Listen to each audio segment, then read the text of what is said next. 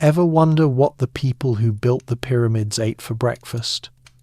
We're going back thousands of years to discover the real food that filled the bellies of pharaohs, workers, and everyone in between.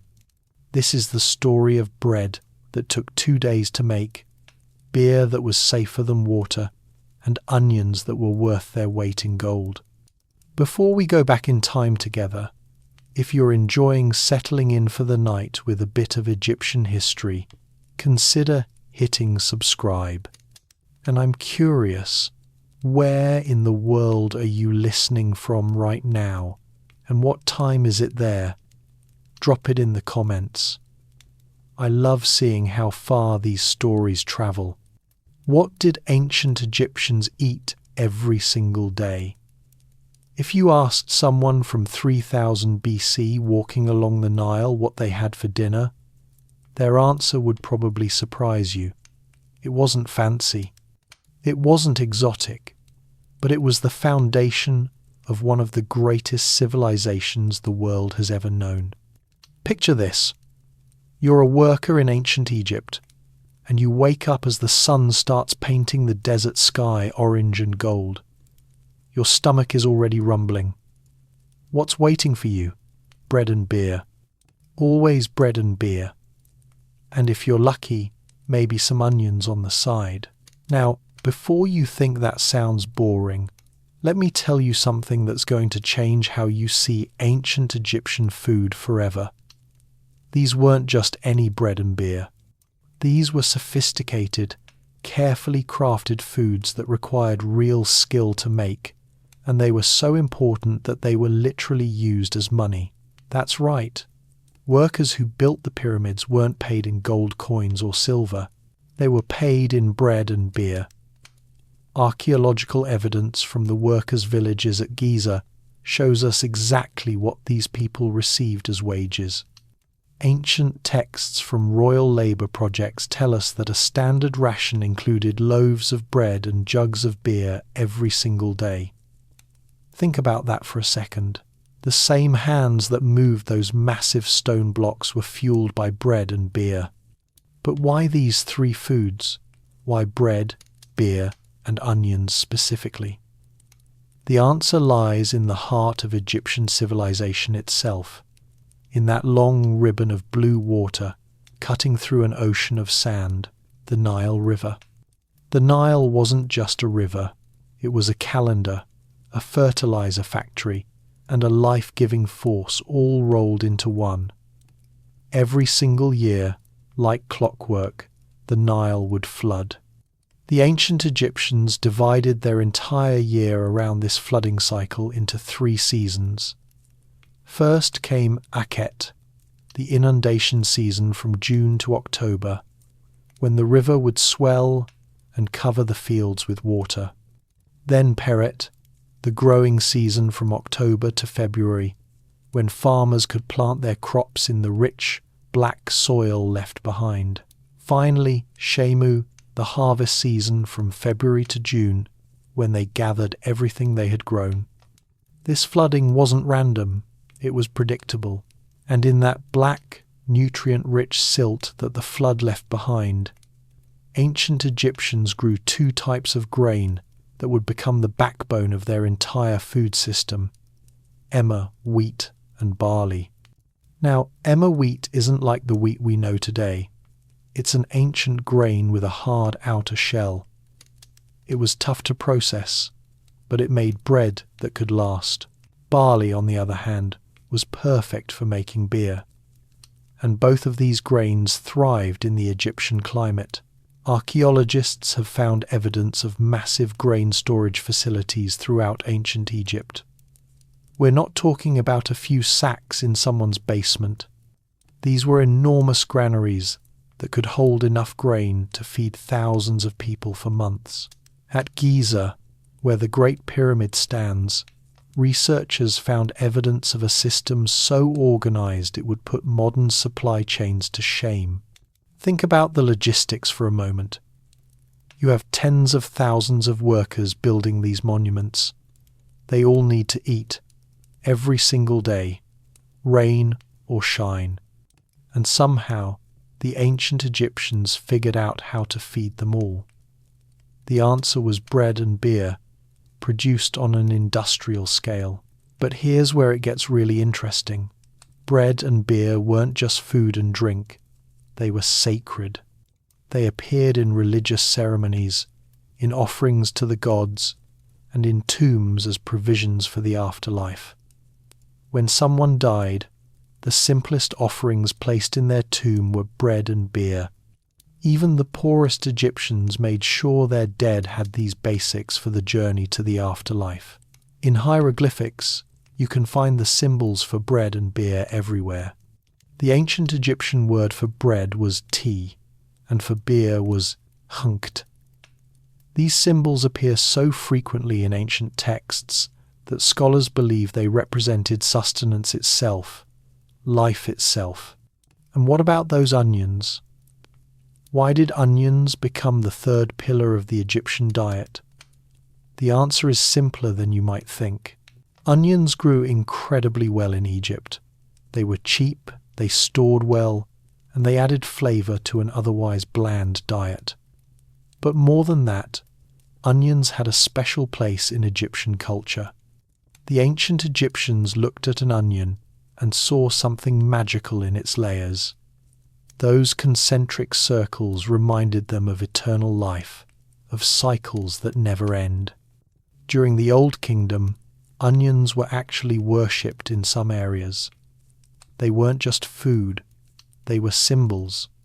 Herodotus, the Greek historian who visited Egypt around 450 BC, wrote about seeing inscriptions on the Great Pyramid that recorded how much money was spent on onions, garlic, and radishes for the workers.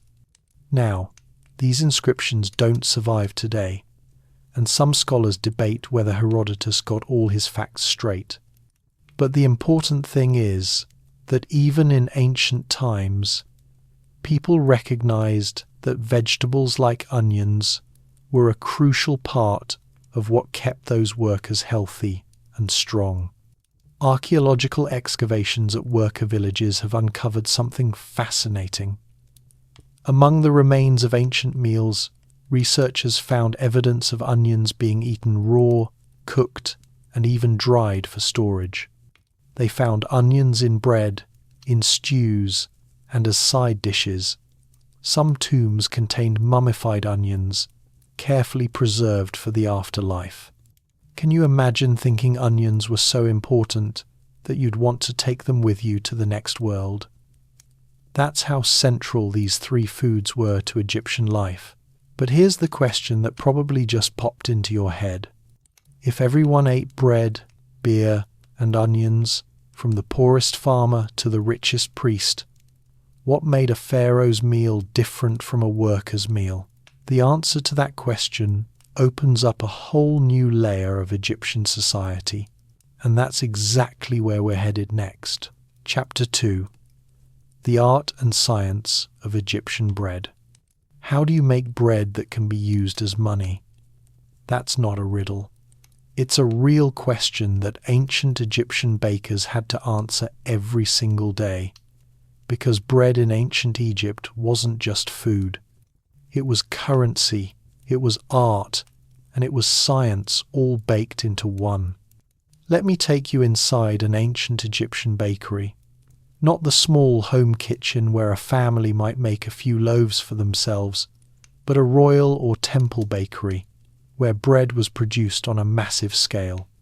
The air is thick with smoke and the smell of baking grain. Workers are everywhere, each with a specific job. Some are grinding grain between heavy stones, crushing the emmer wheat into flour. Their arms are muscular from the constant, repetitive motion. Grinding grain was hard work, and it often fell to women or lower status workers. It could take hours to grind enough flour for a single day's worth of bread. Here's something that might surprise you. Egyptian bread often contained tiny particles of sand and stone, not on purpose, but because the grinding stones wore down over time and bits of rock would mix into the flour. Archaeologists have examined the teeth of ancient Egyptian mummies and found that they were often worn down significantly, especially the molars. All that sand in the bread acted like sandpaper on their teeth. But back to our bakery. Once the flour is ready, the next step is mixing the dough. The Egyptians didn't have electric mixers or even modern measuring cups. Everything was done by hand and by feel. Experienced bakers knew exactly how the dough should look and feel. Now here's where Egyptian bread gets really interesting. Archaeologists have identified evidence of more than 15 different types of bread in ancient Egypt. 15. Each with different shapes, different ingredients, and different purposes. Some bread was shaped into cones and baked in special clay molds. These conical loaves were common among workers. The bread would be placed into the mold, and the mold itself would be heated in hot ashes. It created a kind of individual oven for each loaf. Other bread was flat, like modern pita. Some was shaped into animals or geometric patterns for religious ceremonies. Wealthy Egyptians enjoyed bread sweetened with dates, flavoured with coriander seeds, or enriched with extra fat. The baking process itself was an art. Ancient Egyptians used several different methods to bake their bread. Some bread was baked in clay ovens that could reach high temperatures. These ovens were shaped like beehives, built from mud bricks, and heated with wood or dried animal dung as fuel. Wood was actually scarce in Egypt, so dried dung was commonly used as fuel. Before you wrinkle your nose at that idea, remember that dried dung burns clean and hot, and it was a practical solution in a land without many trees. Other bread was baked directly in the hot ashes of a fire. The loaves would be placed on hot stones or buried in the embers, creating a crusty exterior and a soft interior. This method was quicker and required less fuel, making it popular for everyday baking. But here's the really fascinating part. Egyptian bakers discovered sourdough. Around 1500 BC, maybe earlier, they figured out that if you left dough sitting out, wild yeast from the air would settle into it and make it rise. The resulting bread was lighter, airier, and tastier than flatbread. This discovery probably happened by accident. Imagine a baker mixing dough, but getting called away for some reason. The dough sits there for hours, maybe overnight. When the baker comes back, the dough has changed. It's puffed up, it smells different, but being practical people, the Egyptians baked it anyway, and when they tasted the result, they realized they had discovered something amazing. From that point on, Egyptian bakers began keeping batches of this fermented dough as a starter. They would use a piece of old dough to inoculate new batches, passing the yeast along from one baking session to the next. Some bakeries probably maintained sourdough starters for years, maybe even generations. This same fermentation process became the foundation for Egyptian beer making, which we'll get to in a moment. But first, let's talk about what all this bread meant for the people who ate it. Archaeological studies of ancient Egyptian remains have shown us what their diet did to their bodies. Bone analysis reveals that Egyptians consumed large amounts of carbohydrates through bread. Their diet was high in fibre and relatively low in fat, at least for common people. Workers who built the pyramids consumed somewhere between 3,000 and 4,000 calories per day. That's a lot of food, and most of those calories came from bread and beer. Researchers estimate that a single worker might eat 4 to 6 large loaves of bread every day, along with several jugs of beer. That's not because they were particularly hungry or greedy. It's because they were doing incredibly hard physical labour, moving limestone blocks, pulling heavy sledges, digging, lifting, construction work from sunrise to sunset. Their bodies burned through calories at an astonishing rate. Bread provided the carbohydrates they needed for energy. But bread alone wouldn't have been enough. Humans need protein, vitamins, minerals, and other nutrients to stay healthy. That's where the rest of the Egyptian diet came in. And that's also where we see the big difference between what rich people ate and what poor people ate. Common workers relied heavily on bread, supplemented with onions, garlic, and other vegetables. Maybe some lentils or beans if they were available. Fish from the Nile when they could get it. This diet kept them alive and gave them enough energy to work, but it wasn't particularly varied. Wealthier Egyptians, on the other hand, enjoyed bread as a foundation but added much more on top. Meat from cattle, sheep and goats, duck and other poultry, figs, dates, grapes and pomegranates, honey to sweeten their bread instead of relying on the natural sweetness of dates, imported spices that common people never tasted. But no matter how rich or poor you were, bread was always there. It was the constant, the foundation, the staff of life. Archaeological excavations at Amarna, the short-lived capital city built by Pharaoh Akhenaten, revealed detailed information about food production. The city had dedicated bakeries and breweries operating side by side. Workers specialized in different stages of production, from grinding grain to shaping loaves to managing the ovens. The level of organization was impressive. Ancient Egyptian society understood mass production long before the Industrial Revolution. They had to, because feeding thousands of people every day required planning, coordination, and efficiency.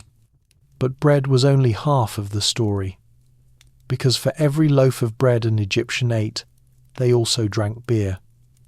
And Egyptian beer was unlike anything we drink today. It was thicker, more nutritious, and absolutely essential to daily life. Let me show you why. Chapter 3. Beer, the drink of gods and workers. What if I told you that in ancient Egypt, beer was safer to drink than water? What if I told you that children drank beer, that it was given as medicine, and that the same beverage fueled both religious ceremonies and construction projects? This is the story of Egyptian beer, and it's going to change everything you think you know about this ancient civilization. Let's start with a basic fact. The Nile River, as wonderful as it was for agriculture, wasn't always the cleanest source of drinking water, especially in cities and villages where thousands of people lived close together. The water could carry diseases. We know now that drinking contaminated water can cause dysentery, cholera, and all sorts of nasty illnesses. The ancient Egyptians didn't understand germ theory, but they absolutely understood that drinking river water could make you sick. Beer, on the other hand, was safe. The brewing process involved boiling water, which killed harmful bacteria. The fermentation added alcohol, which further prevented bacterial growth. Even low-alcohol beer, which is what most Egyptians drank, was much safer than untreated water. So beer wasn't a luxury or a treat for special occasions. It was a daily necessity. Everyone drank it. Workers, priests, women, children, even babies were sometimes given watered-down beer. It was hydration and nutrition in one package. But how exactly did Egyptians make their beer? The process was ingenious and deeply connected to bread making. In fact, bread and beer production often happened in the same facility, using the same raw materials and sharing several of the same steps. The process started with grain.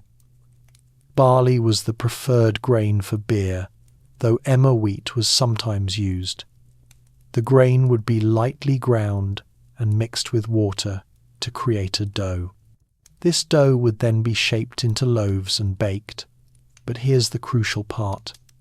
These loaves weren't fully baked. They were only lightly baked, just enough to set the shape, but not enough to kill the yeast and enzymes inside. These special loaves were called beer bread. Ancient texts and archaeological evidence both confirm that beer bread was a real thing, a specific product made solely for brewing beer. Think of it as concentrated beer ingredients in a convenient bread form. Once the beer bread was ready, it would be crumbled into large ceramic vats and mixed with water. Sometimes dates were added for extra sweetness and flavour. The mixture would be left to ferment for a day or two. Wild yeasts and beneficial bacteria from the air and from previous batches would begin breaking down the sugars in the grain, creating alcohol and carbon dioxide.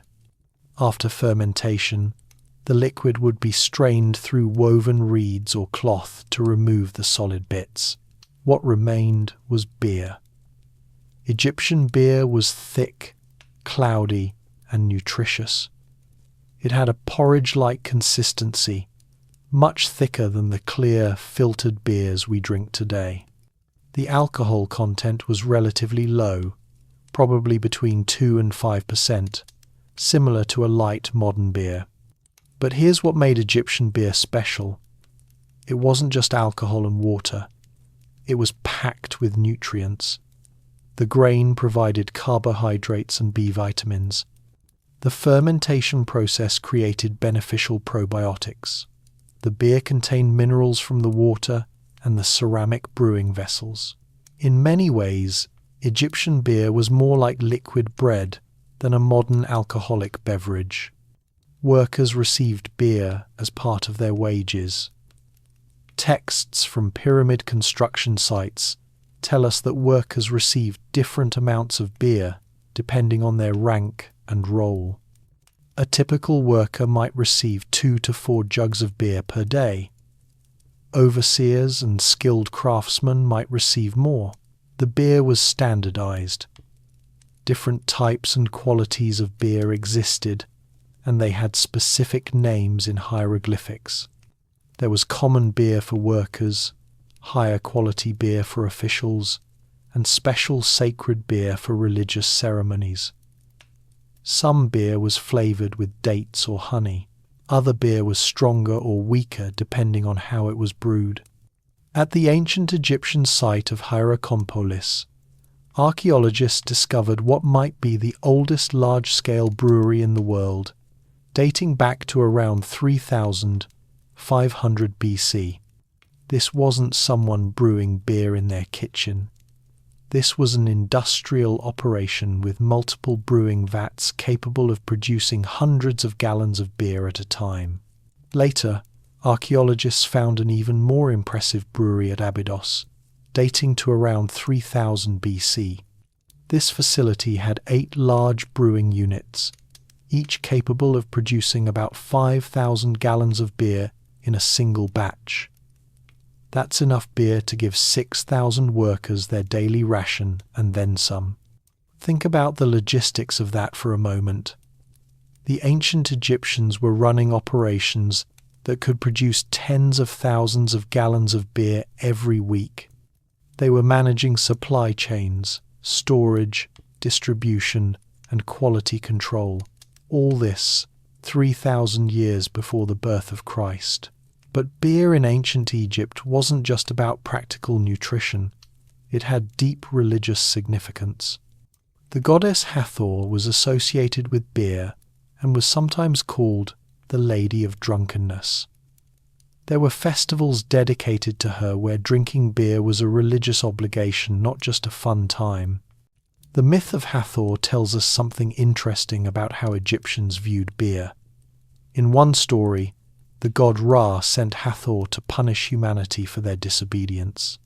Hathor, in her fierce form as the lioness Sekhmet, began slaughtering humans.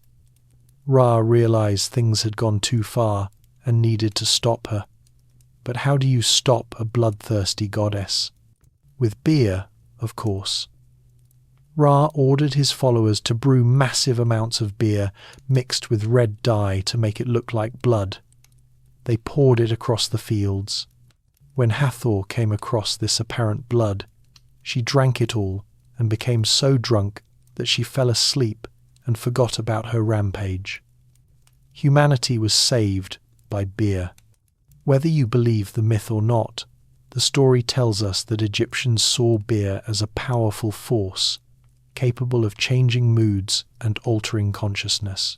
Beer could turn anger into happiness, work into celebration, and ordinary moments into sacred ones. In tombs, beer was among the most important offerings.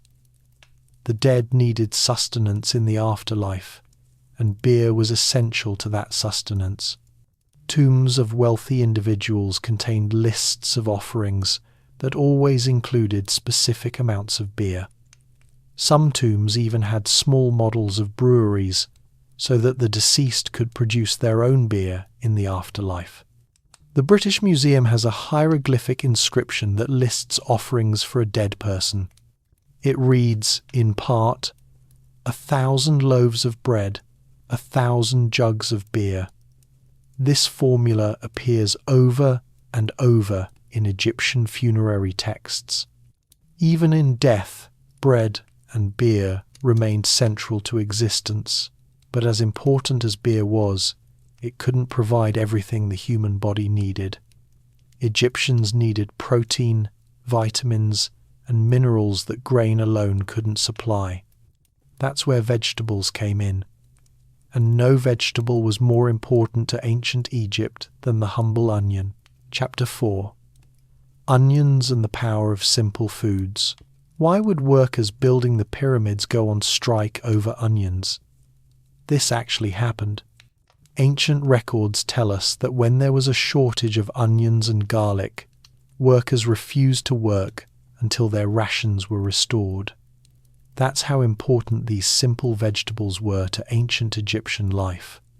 Onions weren't fancy, they weren't exotic, but they were absolutely essential, and here's why.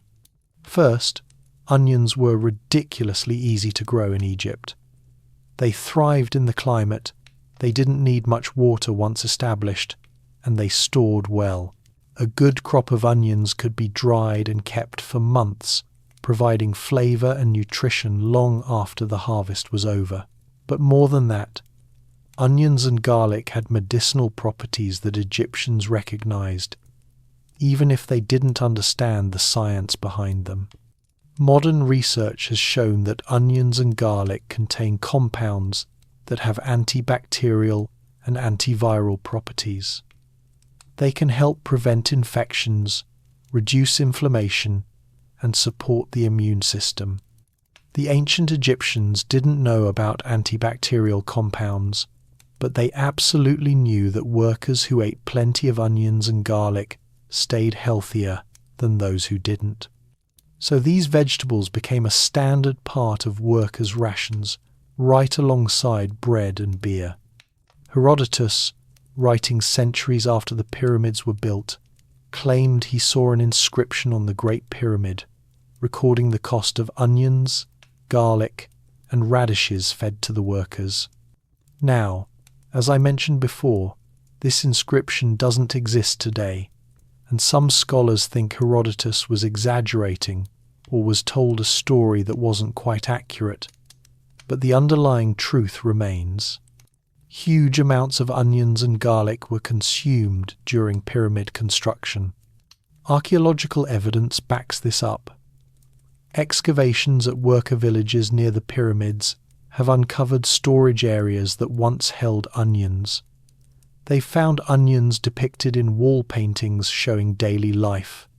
They've even found actual onions, dried and preserved, in storage jars and tomb offerings. But onions meant more to Egyptians than just nutrition. They had symbolic importance. When you cut an onion in half, you see those concentric rings, circle within circle within circle. To the ancient Egyptians, This represented eternity, the endless cycle of life and death and rebirth. In some religious contexts, onions were sacred. They appeared in temple offerings and in the hands of priests during certain ceremonies. When pharaohs and nobles were mummified, onions were sometimes placed on their eyes or in their body cavities. The onion's power to preserve and protect extended even to the dead. But onions weren't the only vegetable in the Egyptian diet. Let's talk about what else grew along the Nile. Garlic, as I've mentioned, was hugely important. Like onions, garlic was valued for both its flavour and its medicinal properties. Egyptians ate garlic raw, cooked it into stews, and used it to flavour bread.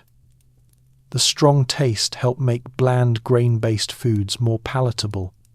Leeks were another staple. Milder than onions but still flavourful, leeks added variety to the diet. They grew well in Egypt's conditions and could be harvested multiple times from the same plant. Lettuce was extremely popular in ancient Egypt. But here's a surprise. It wasn't the crispy green lettuce we know today. Ancient Egyptian lettuce was tall and had leaves arranged in a vertical stalk. It looked more like romaine lettuce, but even more elongated. Egyptians believed lettuce had aphrodisiac properties and associated it with the god Min, a deity connected with fertility and sexual prowess. Cucumbers thrived in Egypt's climate. They were eaten fresh during the growing season and sometimes preserved for later.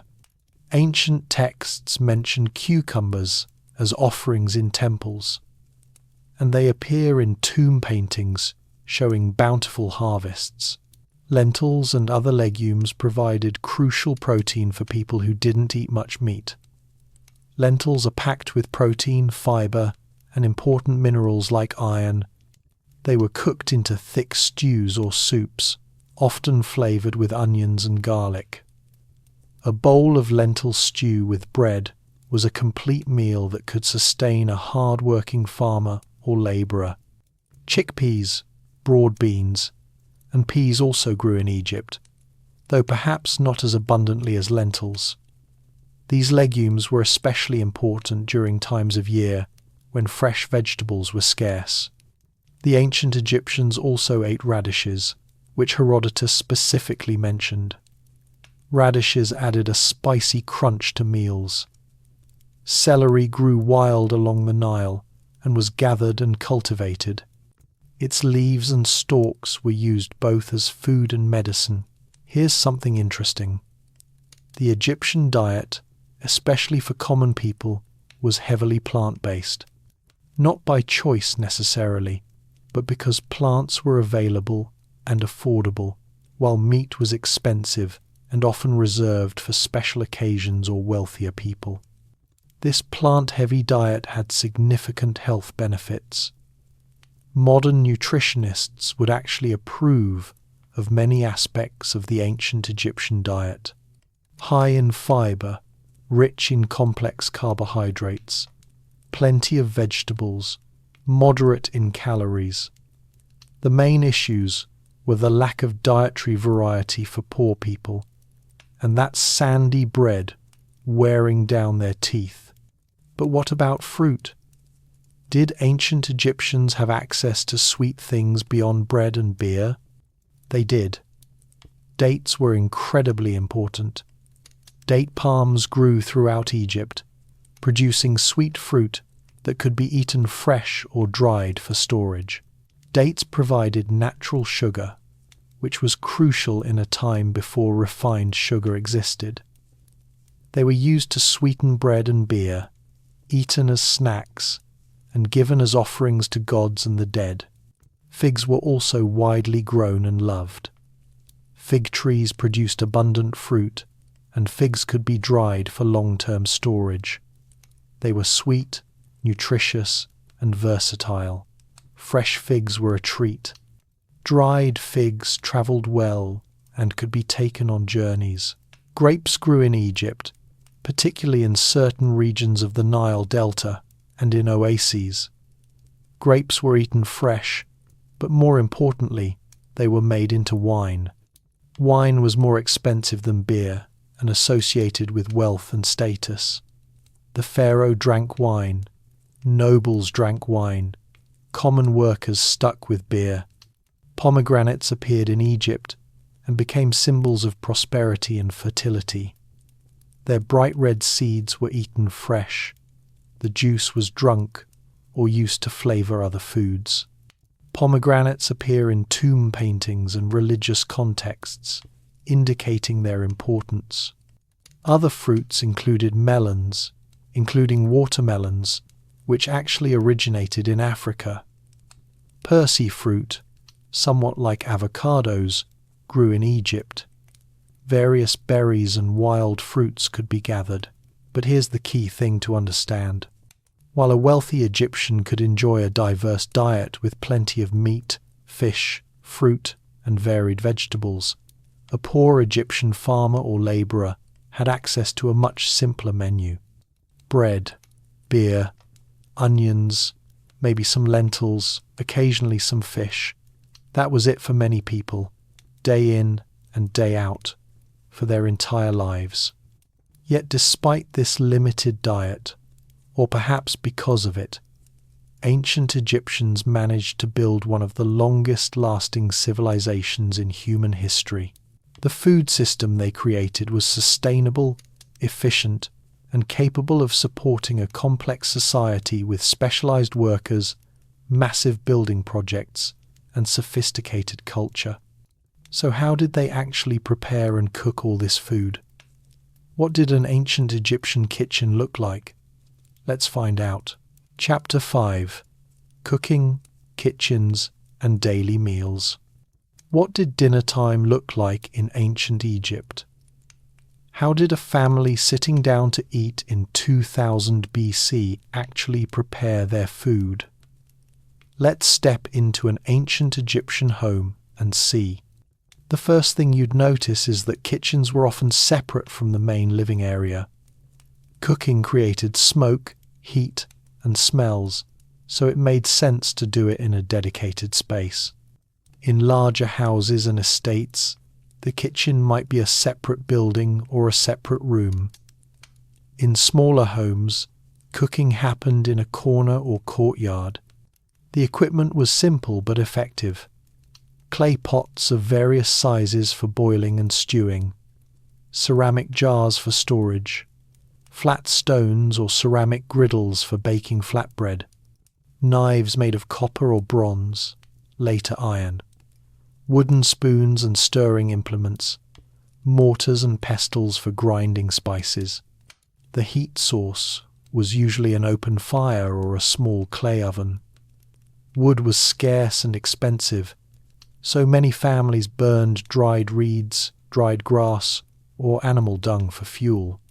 The dung burned hot and relatively clean, and it was readily available since many families kept a few animals. For those who could afford it, a mud brick oven was the preferred cooking method. These ovens were shaped like beehives, with an opening at the bottom for fuel and air, and a larger opening at the top for placing food inside. They could get very hot and maintain that heat for extended periods, perfect for baking bread. Cooking methods included boiling, stewing, roasting, grilling, and baking. Let's look at each one. Boiling and stewing were common for vegetables and legumes. A clay pot would be filled with water and placed over the fire. Lentils, onions, garlic, and whatever other vegetables were available would be added. Maybe some herbs for flavour. The mixture would simmer for hours until everything was soft and the flavours had blended together. This created a thick, hearty stew that was eaten with bread. Roasting and grilling were used primarily for meat and fish. A piece of meat might be skewered on a stick and held over the fire, turned regularly to cook evenly. Or it might be placed directly on hot coals, creating a charred exterior and juicy interior. Fish could be grilled the same way, or it could be wrapped in leaves and buried in hot ashes to steam cook. Baking, as we've discussed, was the primary method for bread, but other foods could be baked too. Certain types of cakes and pastries, sweetened with honey or dates, were baked in ovens for special occasions. Frying was possible but less common because it required oil or fat, which were valuable. When frying did happen, it was usually for special dishes or in wealthier households. Most Egyptian families ate 2 main meals per day. A light meal in the morning, consisting of bread and beer, maybe some fruit or vegetables if available.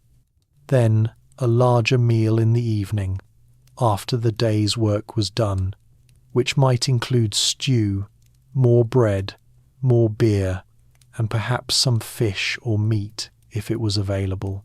Banquets and special occasions were different. When wealthy Egyptians held feasts, the variety and quantity of food increased dramatically.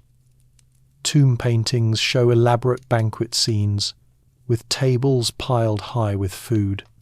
Roasted ducks and geese, whole cuts of beef, platters of bread in different shapes, bowls of fruit, jars of wine and beer. These banquets weren't just about eating, they were social occasions, displays of wealth, and religious observances all at once. Guests would sit on the floor or on low stools around the food. Men and women often ate together, which was unusual in the ancient world where many cultures kept the sexes separate during meals. Servants, often young women, would move among the guests offering food and drink. Musicians and dancers would perform to entertain. The wealthy would show off their best ceramic vessels, their finest linens, and their most exotic ingredients. But even at these wealthy banquets, certain foods remained constant. Bread was always present. Beer or wine flowed freely. Onions and other vegetables appeared on the tables alongside more expensive items. The foundation of the diet remained the same, even if the wealthy could afford to build much more elaborate structures on that foundation. Food preservation was important in Egypt's hot climate. We've touched on this before, but let's go deeper into how Egyptians kept food from spoiling. Drying was the most common preservation method. Fish could be split open, salted, and laid out in the hot sun to dry. The salt drew out moisture and prevented bacterial growth. The sun completed the drying process. The result was fish that could be stored for months and eaten later by soaking it in water and cooking it. Meat was preserved the same way. Strips of meat would be salted and dried. The hot, dry Egyptian climate was perfect for this. Dried meat could be taken on journeys, stored for emergencies, or traded. Fruits like dates and figs dried naturally on the tree or could be laid out to dry further. Dried fruits were incredibly valuable because they provided sweetness and nutrition during times when fresh fruit wasn't available. Vegetables were more challenging to preserve, but onions and garlic could be dried and stored. Other vegetables were often consumed fresh or pickled in salt brine. Grain storage was perhaps the most important preservation challenge. Grain needed to be kept dry and protected from rodents and insects. The Egyptians built granaries with thick walls and raised floors to keep grain away from ground moisture. Some granaries were enormous, capable of storing enough grain to feed thousands of people for years. The biblical story of Joseph interpreting the pharaoh's dream about 7 years of plenty, followed by 7 years of famine, reflects this Egyptian tradition of storing grain. Whether the story is historically accurate or not, it shows that grain storage and food security were central concerns in Egyptian society. But preservation wasn't just about practical nutrition. It also had spiritual dimensions. The same techniques used to preserve food were applied to preserving bodies. Mummification was essentially an extreme version of the drying and salting techniques used on fish and meat. The ancient Egyptians used natron, a type of salt, to dry out corpses. They removed internal organs, which would decompose quickly. They stuffed the body with materials to maintain its shape. The entire process took about 70 days and resulted in a body that could last for thousands of years. In a way, the Egyptians were preserving the dead the same way they preserved their food, making sure it would last, making sure it would be there when needed. The connection between food preservation and mummification wasn't coincidental. It reflected a deeper understanding that careful treatment could make things endure. And speaking of enduring, let's talk about the foods that appeared in tombs. Because food wasn't just for the living, the dead needed to eat too. Chapter 6: Food, Death, and the Afterlife. What happens when a civilization believes that the dead still need to eat? You get tombs filled with food, entire sections of religious texts dedicated to ensuring eternal meals, and a food culture that extends beyond death itself. The ancient Egyptians had a complex view of the afterlife, and food was central to it. They believed that the dead continued to exist in another realm, but that they still had physical needs. They could get hungry, they could get thirsty, and if they didn't have food and drink, they would suffer. That's why tombs were stocked with provisions. In the earliest periods of Egyptian history, actual food was placed in tombs. Loaves of bread, jars of beer, joints of meat, baskets of fruit, even entire meals were sealed inside burial chambers. Archaeologists have found these food offerings in tombs dating back thousands of years. Some of the food is still recognizable: dried grain, mummified ducks, preserved dates. The hot, dry conditions inside sealed tombs help prevent decay, so some of these foods have survived for millennia. But here's a practical problem. If you put actual food in a tomb, it eventually runs out. Even preserved food doesn't last forever, and once it's gone, the dead person has nothing to eat. So what do you do? The Egyptians came up with several ingenious solutions. First, they developed the concept of food offerings that would be renewed regularly. Families were expected to visit the tombs of their dead relatives and bring fresh offerings of bread and beer. Temples employed priests whose job was to provide regular offerings to dead pharaohs and nobles. But what if the family line dies out? What if there's no one left to bring offerings?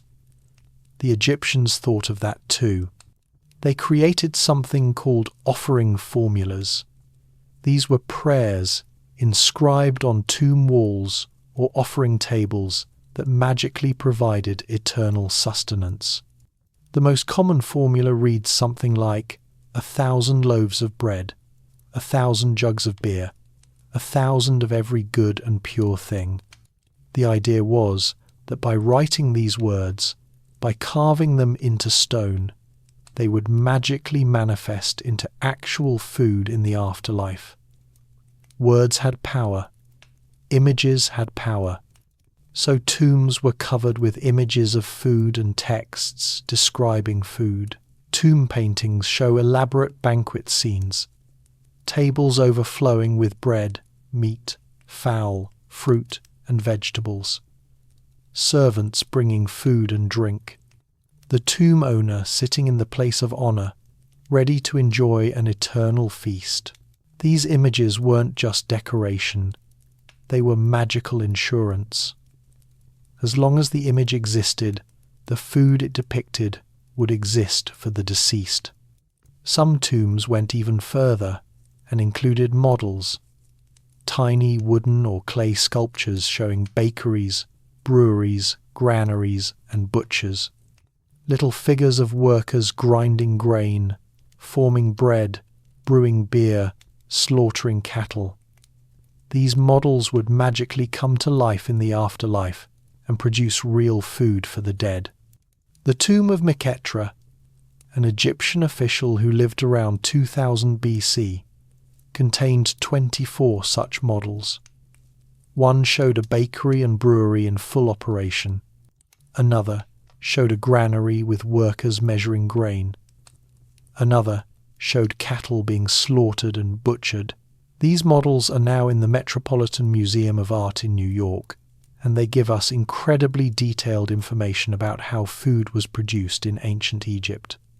But let's talk about the most important food offering of all: the bread and beer that appeared in every tomb, regardless of the deceased person's wealth or status. Even the poorest Egyptians tried to ensure that their dead had bread and beer. These two items were the bare minimum, the absolute basic requirement for existence in the afterlife. Without them, the dead would be hungry and thirsty for eternity. Offering tables, flat stone surfaces where food offerings were placed, often had carved images of bread and beer on them. Some offering tables had grooves carved into them where liquid offerings could be poured. These grooves often formed the hieroglyphic symbol for offering, creating a magical connection between the physical act of pouring and the spiritual act of providing. The Book of the Dead, a collection of spells and instructions for navigating the afterlife, includes several passages about food. Spell 52 promises that the deceased will not have to eat feces or drink urine in the afterlife, suggesting that there was a real fear of being forced to consume disgusting things if proper offerings weren't maintained. Other spells ensure that the deceased can eat whatever they want, that food will appear when they desire it, and that they will sit at the table of the gods. The gods themselves needed food. Temple rituals involved presenting food offerings to statues of deities. 3 times a day, every day, priests would perform rituals where they would present bread, beer, meat, vegetables, and other foods to the gods. They would place the food in front of the statue, recite prayers, and then the food would be considered consumed by the god. But here's the practical part. After the god had spiritually consumed the food, the physical food was still there, so it would be distributed among the priests as payment for their services. This created a system where gods were fed, priests were paid, and nothing was wasted. Special occasions required special foods. The festival of Hathor, the goddess associated with beer and joy, involved drinking large amounts of beer. The festival of Osiris, the god of the afterlife and agriculture, involved offerings of grain and bread. Different gods had different food preferences according to mythology. The connection between food and religion went beyond offerings. Creation myths involved food. The tears of the gods were said to have created certain foods. The goddess Nut, who represented the sky, was sometimes depicted swallowing the sun each evening and giving birth to it each morning, a cosmic act of consumption and renewal. But let's bring this back to everyday people. How did ordinary Egyptians think about food and death? For most people, ensuring food for the dead was a family responsibility. When someone died, the family would bury them with whatever food provisions they could afford. Maybe just a few loaves of bread and a jar of beer. Maybe some onions and dried fish. Wealthy families could afford much more, but everyone tried to provide something. Families would visit tombs on special occasions and bring fresh food. They might eat some of the food themselves at the tomb, sharing a meal with their dead relative. This created a bond between the living and the dead, a continued relationship that didn't end with death. This belief system had a profound effect on Egyptian society. It meant that food production wasn't just about feeding the living. It was about feeding the dead too. It was about eternal obligations and spiritual responsibilities. It also meant that food was never just food. Every loaf of bread, every jar of beer had potential spiritual significance. The same bread you ate for breakfast might be the bread you offered to a god. The same beer you drank after work might be the beer you poured for your dead grandfather. This spiritual dimension elevated food beyond mere fuel. It made food sacred, and that sacredness influenced how food was produced, distributed, and consumed. But we still haven't answered a crucial question. How different was the food between rich and poor? What did a pharaoh eat that a farmer never would? Let's explore the food hierarchy of ancient Egypt. Chapter 7. Rich man's feast, poor man's bread. What did a pharaoh eat for dinner, and how different was it from what a pyramid worker ate? The answers reveal the deep social divisions in ancient Egyptian society, but they also show surprising commonalities. Let's start at the very top. The pharaoh, the god-king of Egypt, the most powerful person in the entire civilization. You might expect that pharaohs ate completely different foods from everyone else, and in some ways they did. But in other ways, they ate exactly the same foundation foods: bread and beer, always bread and beer. The difference was in quality and quantity. The pharaoh's bread was made from the finest wheat, carefully ground to remove all the rough bits. It might be sweetened with honey, flavoured with aromatic herbs, shaped into elaborate forms, but it was still bread. The pharaoh's beer might be specially brewed, flavoured with dates or spices, served in golden goblets instead of clay jars, but it was still beer.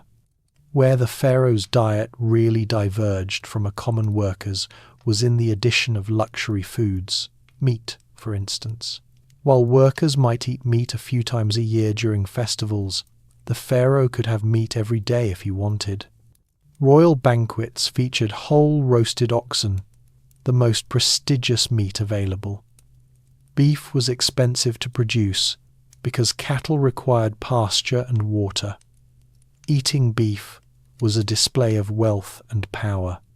But pharaohs didn't just eat beef, they also enjoyed duck, goose, and other fowl. These birds were raised on royal estates or hunted in the marshes along the Nile. Wealthy Egyptians developed methods of force-feeding geese to fatten them up, creating what we would now recognize as foie gras. Fish was interesting in the Egyptian social hierarchy. Common people ate lots of fish because it was available and affordable. The Nile was full of fish, and anyone with a net or a hook could catch them. Fish was dried, salted, and eaten as a cheap source of protein. But for exactly that reason, fish was considered somewhat low status. Priests in certain temples were forbidden from eating fish. It was too common, too associated with poor people. The pharaoh and the highest nobles might avoid fish entirely, or only eat certain types that were considered more refined. Herodotus wrote about Egyptian food taboos, noting that priests wouldn't eat fish or beans. Whether this was universal or specific to certain priesthoods is debatable, but it shows that food choices were tied to social status and religious purity. Let's talk about meat in more detail, because it reveals so much about Egyptian society. Archaeological evidence from pyramid worker villages shows interesting patterns. Researchers have analysed thousands of animal bones found at these sites. What they found was that the meat eaten by workers was mainly from cattle, sheep, and goats, with cattle being the most common. But here's the interesting part. The specific cuts of meat tell us about social hierarchy. Workers primarily ate the less desirable parts of the animal. Bones from legs and feet are common in worker areas. These cuts are tough and require long cooking to become tender, but they're nutritious and filling. You can make a good stew from them. In areas where overseers and higher status workers lived, the bones are different. More ribs, more choice cuts. These areas show evidence of better quality meat. The very wealthiest Egyptians ate the best parts of the animal and often had them roasted rather than stewed, preserving the tender texture. Pork is fascinating in the Egyptian context. Regular people ate pork. Pigs were raised in villages and cities, and pig bones show up in archaeological sites. Pork was a practical source of protein for common folks. But pork was considered unclean by priests and the upper classes. Herodotus claimed that touching a pig would require immediate purification. Whether this was exaggerated or not, it's clear that pork had a negative association among the elite. Why? Probably because pigs were associated with Seth, the god of chaos and disorder. Also, pigs were kept by common people, making them low status, and pigs were sometimes depicted eating waste, making them seem unclean. So you have this situation where workers are eating pork stew for dinner, while the pharaoh wouldn't touch pork with a 10-foot pole. Same civilization, totally different food cultures. Let's talk about fruits and sweets. Everyone loved sweetness, but access to it varied dramatically by social class. Dates and figs were available to almost everyone. These fruits grew abundantly in Egypt and could be dried for storage. A poor farmer could gather dates and enjoy their sweetness. But honey was different. Honey was expensive. Beekeeping required specialized knowledge and equipment. Honey was primarily used by the wealthy to sweeten their food and in medical treatments. The pharaoh and nobles could enjoy honey-sweetened cakes and pastries. They could drizzle honey over bread. They could use honey as a condiment. Poor people used dates for sweetness because that's what they could afford. Grapes and wine represent another clear division. Grapes grew in certain regions of Egypt, but wine production was complex and time-consuming. Wine needed to ferment in sealed containers for extended periods. It required storage space and careful management. The result was that wine was expensive and associated with the elite. The pharaoh drank wine, nobles drank wine, priests might drink wine during certain ceremonies, but workers drank beer, always beer. Wine also came in different qualities. The best wines were from specific vineyards and specific years. The ancient Egyptians actually labelled their wine jars with information about when and where the wine was made, similar to how we label wine today. This shows a sophisticated understanding of wine quality and terroir. The pharaoh's cellars would be stocked with the finest wines from the best vineyards. Nobles would serve good wine at their banquets. Lower status wine might be sold in markets, but it was still more expensive than beer. Imported foods were another luxury.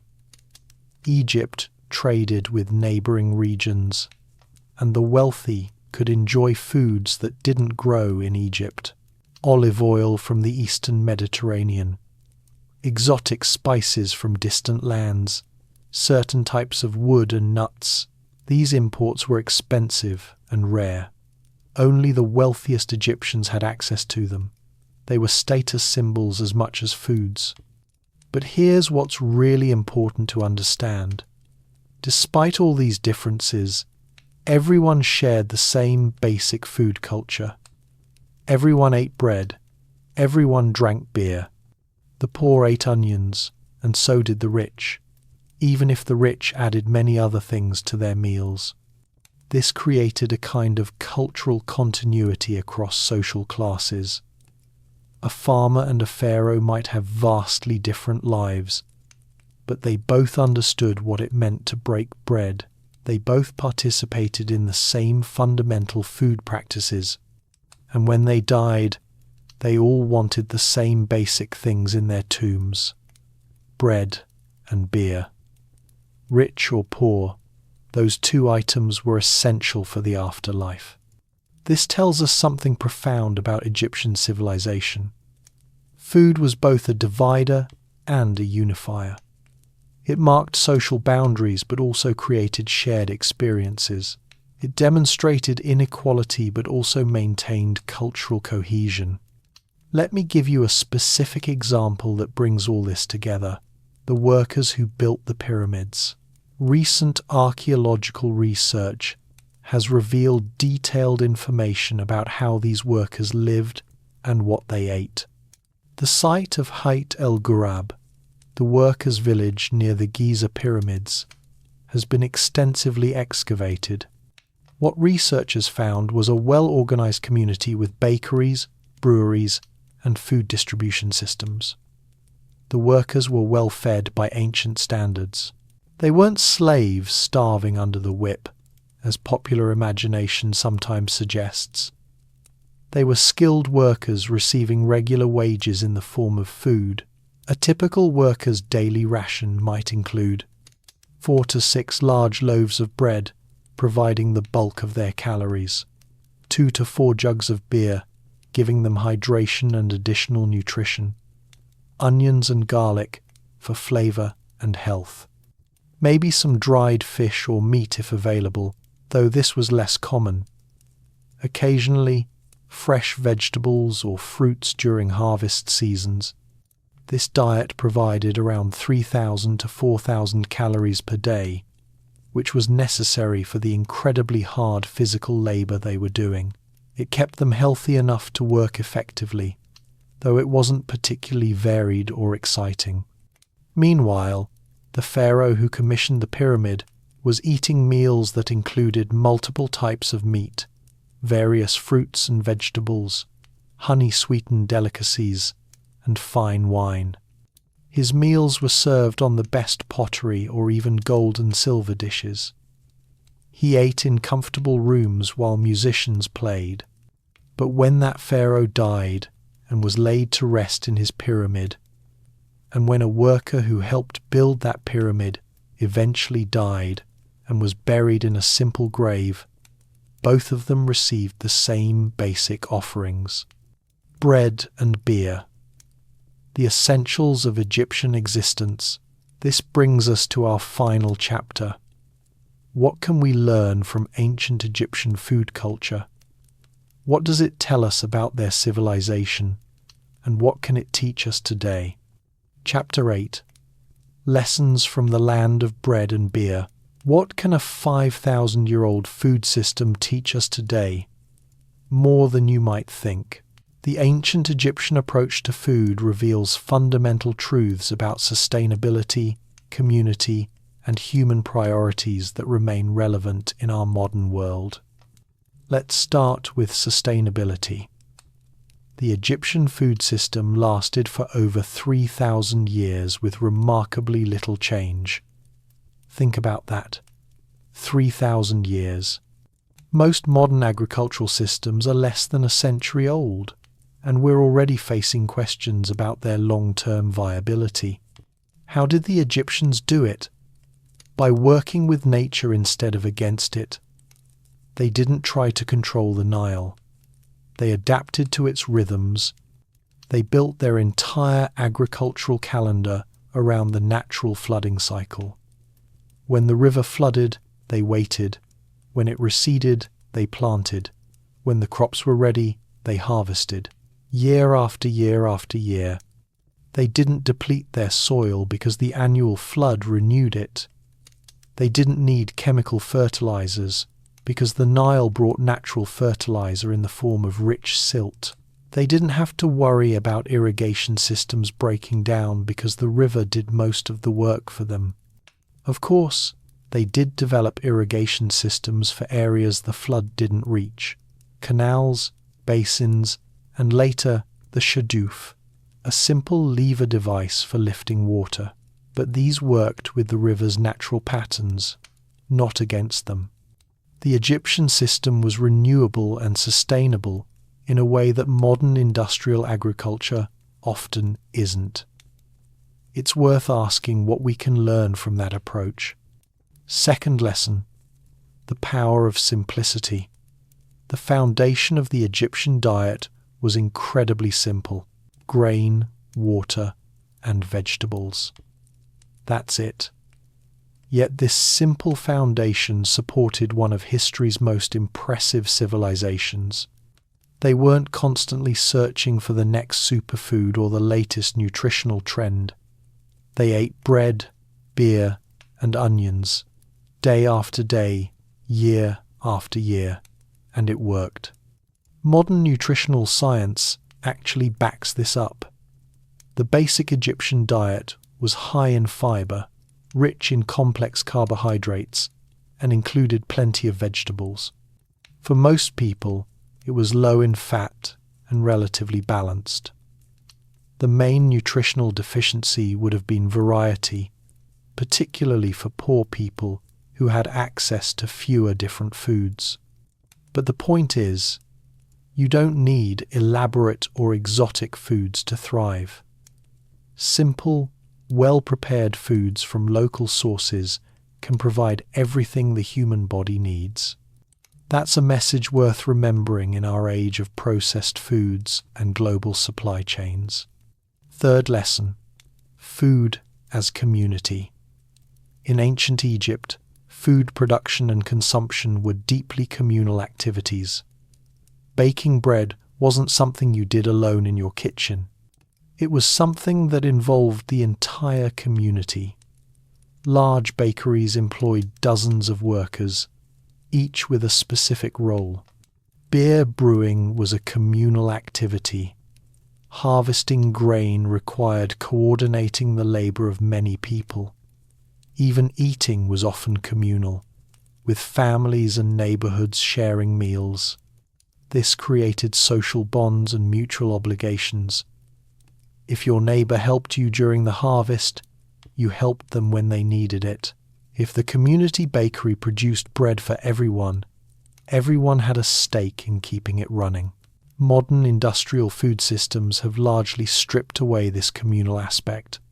We buy food from faceless corporations, prepared by people we'll never meet, transported thousands of miles from where it was grown. We've gained convenience but lost connection.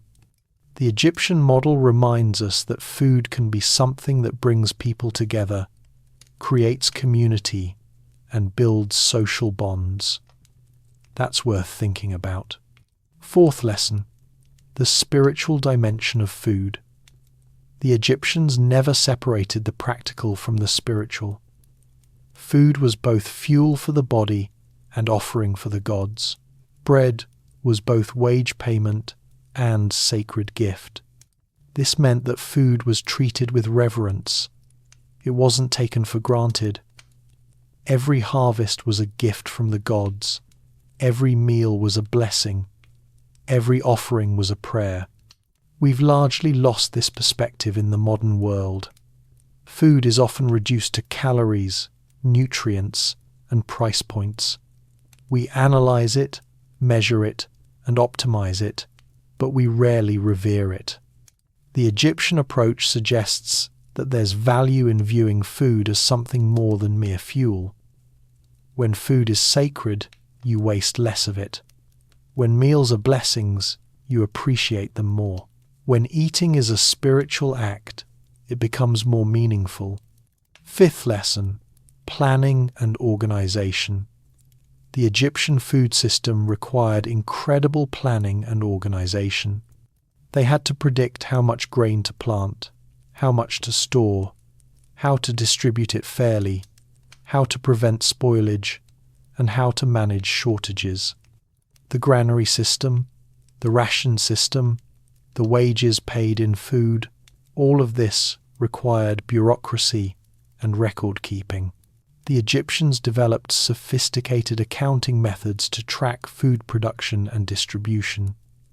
They had officials whose only job was managing grain supplies.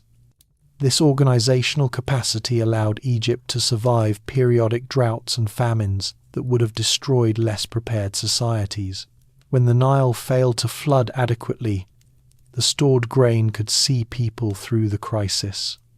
The biblical story of Joseph may or may not be historically accurate, but it reflects a real Egyptian practice, storing surplus during good years to prepare for bad years. This long-term planning is something modern societies sometimes struggle with.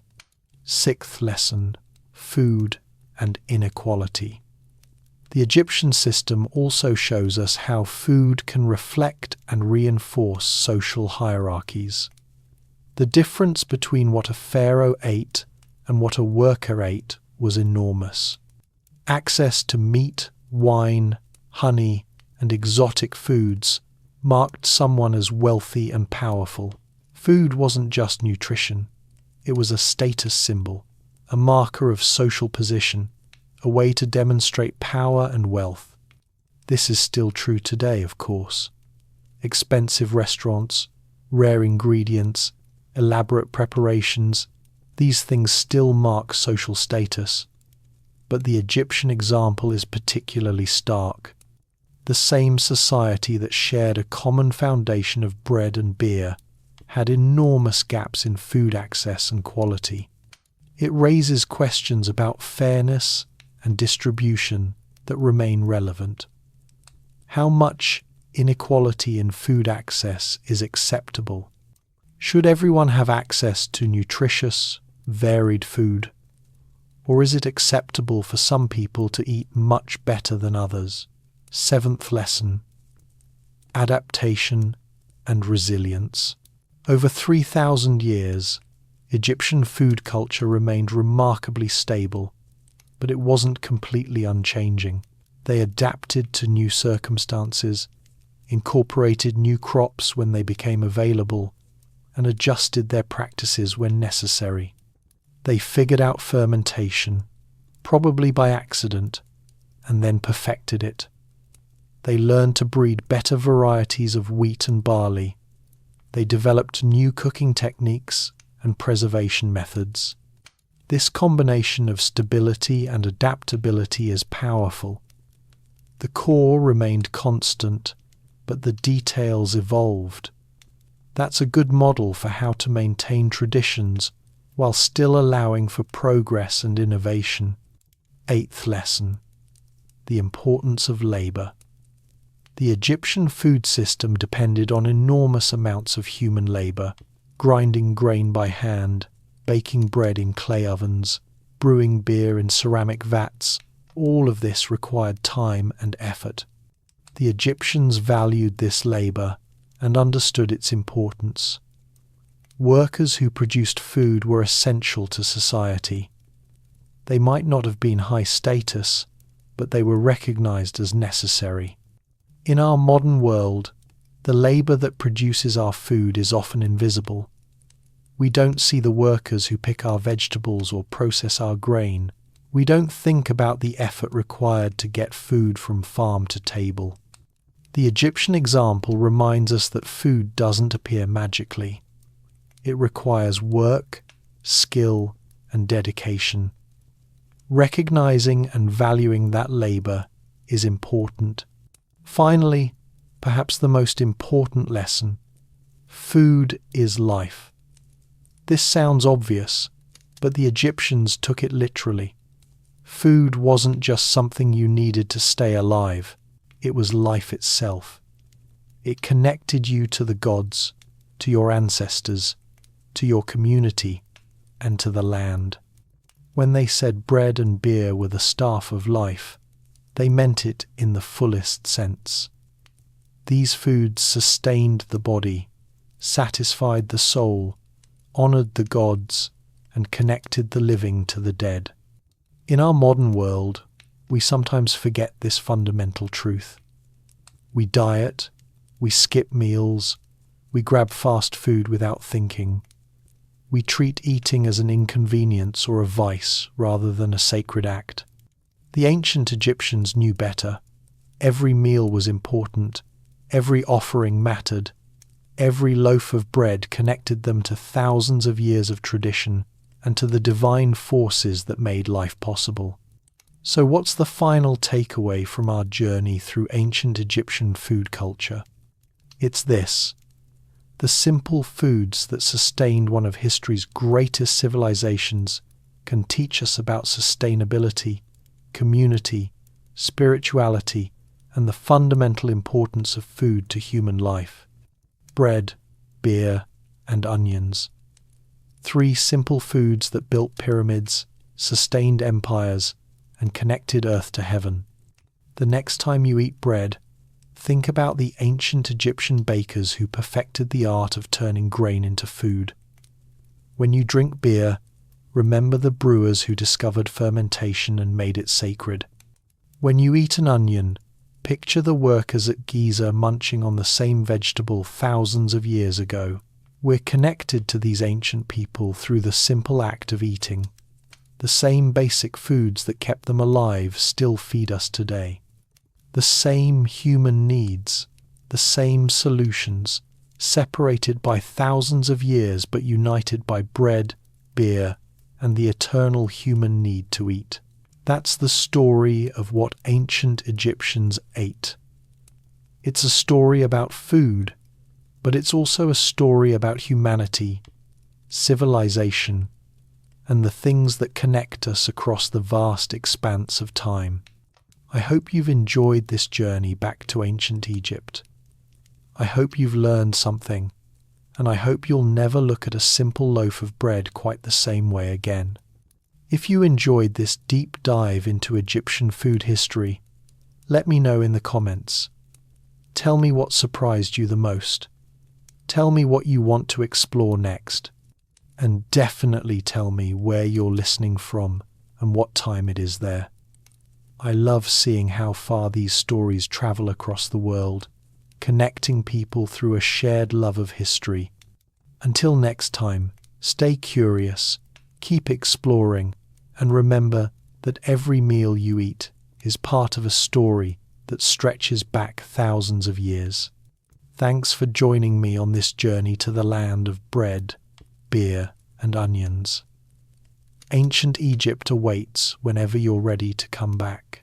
Chapter 9: The Secret Life of Egyptian Brewers. Have you ever wondered who actually made all that beer? With thousands of workers drinking multiple jugs every single day, beer production in ancient Egypt was a massive operation. Let me take you inside the world of Egyptian brewers and show you just how sophisticated this ancient industry really was. First, let's talk scale. At the workers' village, near the pyramids at Giza, archaeologists found evidence of bakeries and breweries working side by side. These weren't small operations. We're talking about facilities that could produce thousands of gallons of beer every week. The brewery discovered at Abydos, dating to around 3000 BC, is even more impressive. This facility had 8 separate production units. Each unit consisted of multiple large ceramic vats, approximately 3 feet in diameter and 2 feet deep.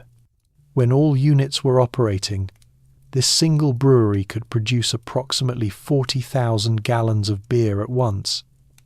That's enough to fill a small swimming pool. With beer, let me put that in perspective. If a typical worker drank about 2 jugs of beer per day, and each jug held maybe a quart, then one batch from this brewery could provide daily beer rations for about 20,000 workers for 2 days. That's the population of a small city. The brewing process required careful coordination between multiple workers, each specializing in different stages. There were grain preparers who received raw barley or wheat and prepared it for brewing. There were bread makers who created the special beer bread. There were fermentation specialists who managed the vats and knew exactly when the beer was ready. There were storage specialists who transferred finished beer into jars and sealed them properly. This specialization meant that brewing wasn't something just anyone could do. It required training, experience, and knowledge passed down from master brewers to apprentices.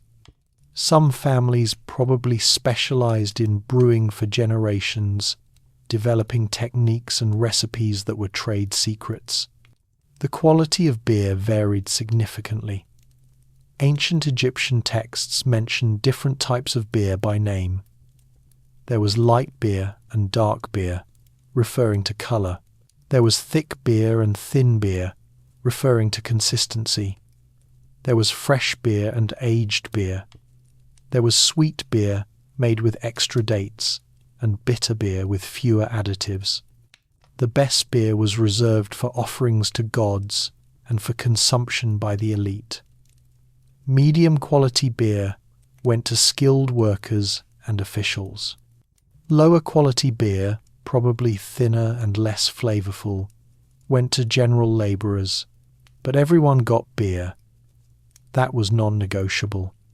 Interestingly, women played a significant role in beer production. In ancient Egyptian art and texts, brewing is often shown as women's work, at least at the household level. Women are depicted grinding grain, mixing dough, and managing fermentation. This makes sense because brewing was closely connected to bread making, which was traditionally women's work in many ancient cultures. However, at the large-scale industrial breweries attached to temples or royal projects, men seem to have taken over. This pattern is common in history. When an activity is done at home for family consumption, it's often women's work. When it becomes a large-scale industry with economic importance, men tend to dominate. But regardless of who was doing the work, the process remained fundamentally the same. Grain to bread to fermentation to beer. Simple in concept, but requiring real skill in execution. Temperature control was crucial. Fermentation works best at certain temperatures. Too cold, and the yeast doesn't activate properly. Too hot, and you kill the yeast or create off flavors. The Egyptians didn't have thermometers, but experienced brewers knew how to judge temperature by feel and by observing how the fermentation was progressing. They could tell by looking at the foam on top of the fermenting liquid. They could tell by the smell. They could tell by tasting small samples at different stages. This was knowledge gained through years of experience and careful observation. Timing was also critical. Let beer ferment too long, and it becomes too alcoholic and sour. Not long enough, and it's weak and bland. The sweet spot was probably somewhere between 1 and 3 days of fermentation, depending on the desired result. Sanitation mattered too. Even if the Egyptians didn't understand germ theory, they knew that using clean vessels produced better beer. They knew that certain fermentation vats seemed to produce better results than others, probably because they had established colonies of good yeast and bacteria. Smart brewers would keep using the same vats batch after batch, building up what we now call a house yeast culture. The tools of the trade were simple but effective. Large ceramic vessels for fermentation and storage, smaller vessels for serving. Straining cloths made from woven reeds or linen to filter out solids, wooden paddles for stirring, ladles for transferring liquid, seals made of clay or wax to close storage jars.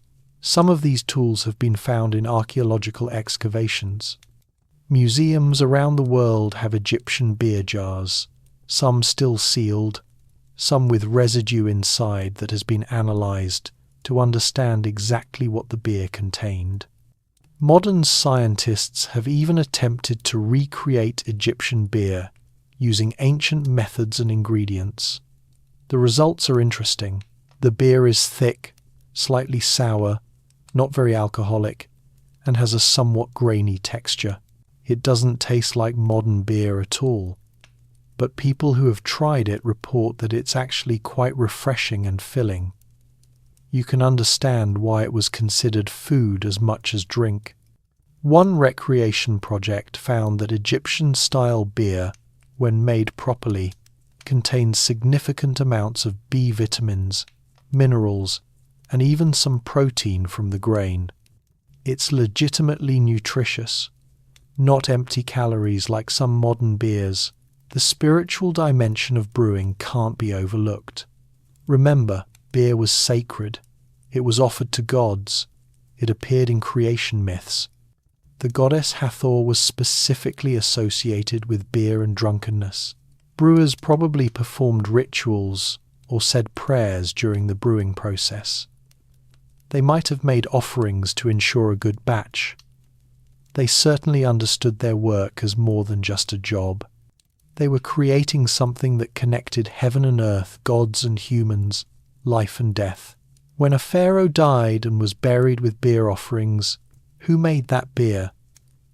Almost certainly specialized brewers working in temple or royal facilities. That beer had to be perfect because it was going to accompany a god king into eternity. No pressure, right? The economics of beer production were significant. Beer was currency. It was wages. It was wealth. Large breweries represented substantial investments in equipment, facilities, and skilled labor. Controlling beer production meant controlling an important part of the economy. Temples were major beer producers. They received grain from temple lands or from royal donations. They converted that grain into beer. Some of the beer was used for offerings and rituals. Some was distributed to priests as payment. Some might have been traded or sold. This gave temples economic power. If you controlled a major brewery, you controlled jobs, you controlled food distribution, you controlled a valuable commodity. This economic power translated into political influence. The same was true for royal breweries. The pharaoh's ability to pay workers in beer and bread depended on maintaining large-scale production facilities. Disruptions to beer production could threaten major construction projects or even social stability. There are records of strikes by Egyptian workers when their rations weren't delivered properly. During the reign of Ramesses III, around 1150 BC, workers at the royal necropolis staged what might be the first recorded labor strike in history. One of their complaints? Delayed rations of grain for bread and beer. Think about that. Workers in ancient Egypt understood their rights well enough to organize and demand proper payment in food. And authorities took these demands seriously enough to eventually provide the rations. Beer wasn't just a nice perk, it was a contractual obligation. Storage and distribution of beer required significant infrastructure. Beer doesn't last forever, especially in hot climates. It had to be consumed relatively quickly, or it would spoil. This meant that production had to be constant and distribution had to be efficient. Large ceramic jars were used for storage. Some of these jars were massive, capable of holding dozens of gallons. They would be sealed with clay or wax to keep the beer from evaporating and to slow oxidation. Even sealed, beer probably only lasted a few weeks at most before it started to go bad. This meant that breweries couldn't stockpile huge reserves the way they could with grain. They had to produce beer continuously to meet demand. It was a just-in-time production system, thousands of years before Toyota invented the term. Distribution networks had to move beer from breweries to consumers quickly. In the workers' villages at Giza, archaeologists found evidence of beer being distributed daily. Workers would line up at distribution points, present their ration tokens or be checked off a list, and receive their allotment. The administrative overhead for all of this was substantial. Scribes had to track production, track distribution, monitor supplies of raw materials, coordinate between bakeries and breweries, and report to higher authorities. Egyptian bureaucracy in action. But despite all this complexity, the basic product remained simple: grain, water, fermentation, and time. The same basic process that had been discovered centuries or even millennia earlier. The scale changed, the organization changed, but the fundamental act of turning grain into beer remained the same. And that beer, flowing in enormous quantities through every level of Egyptian society, was one of the invisible forces that held the civilization together. It fed workers, pleased gods, paid wages, and marked celebrations. It was infrastructure made liquid. So next time you crack open a cold one, pour a little out for the ancient Egyptian brewers.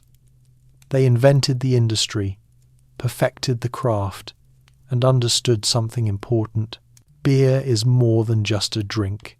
It's culture, it's community, and it's civilization itself, fermented and served up in a jar.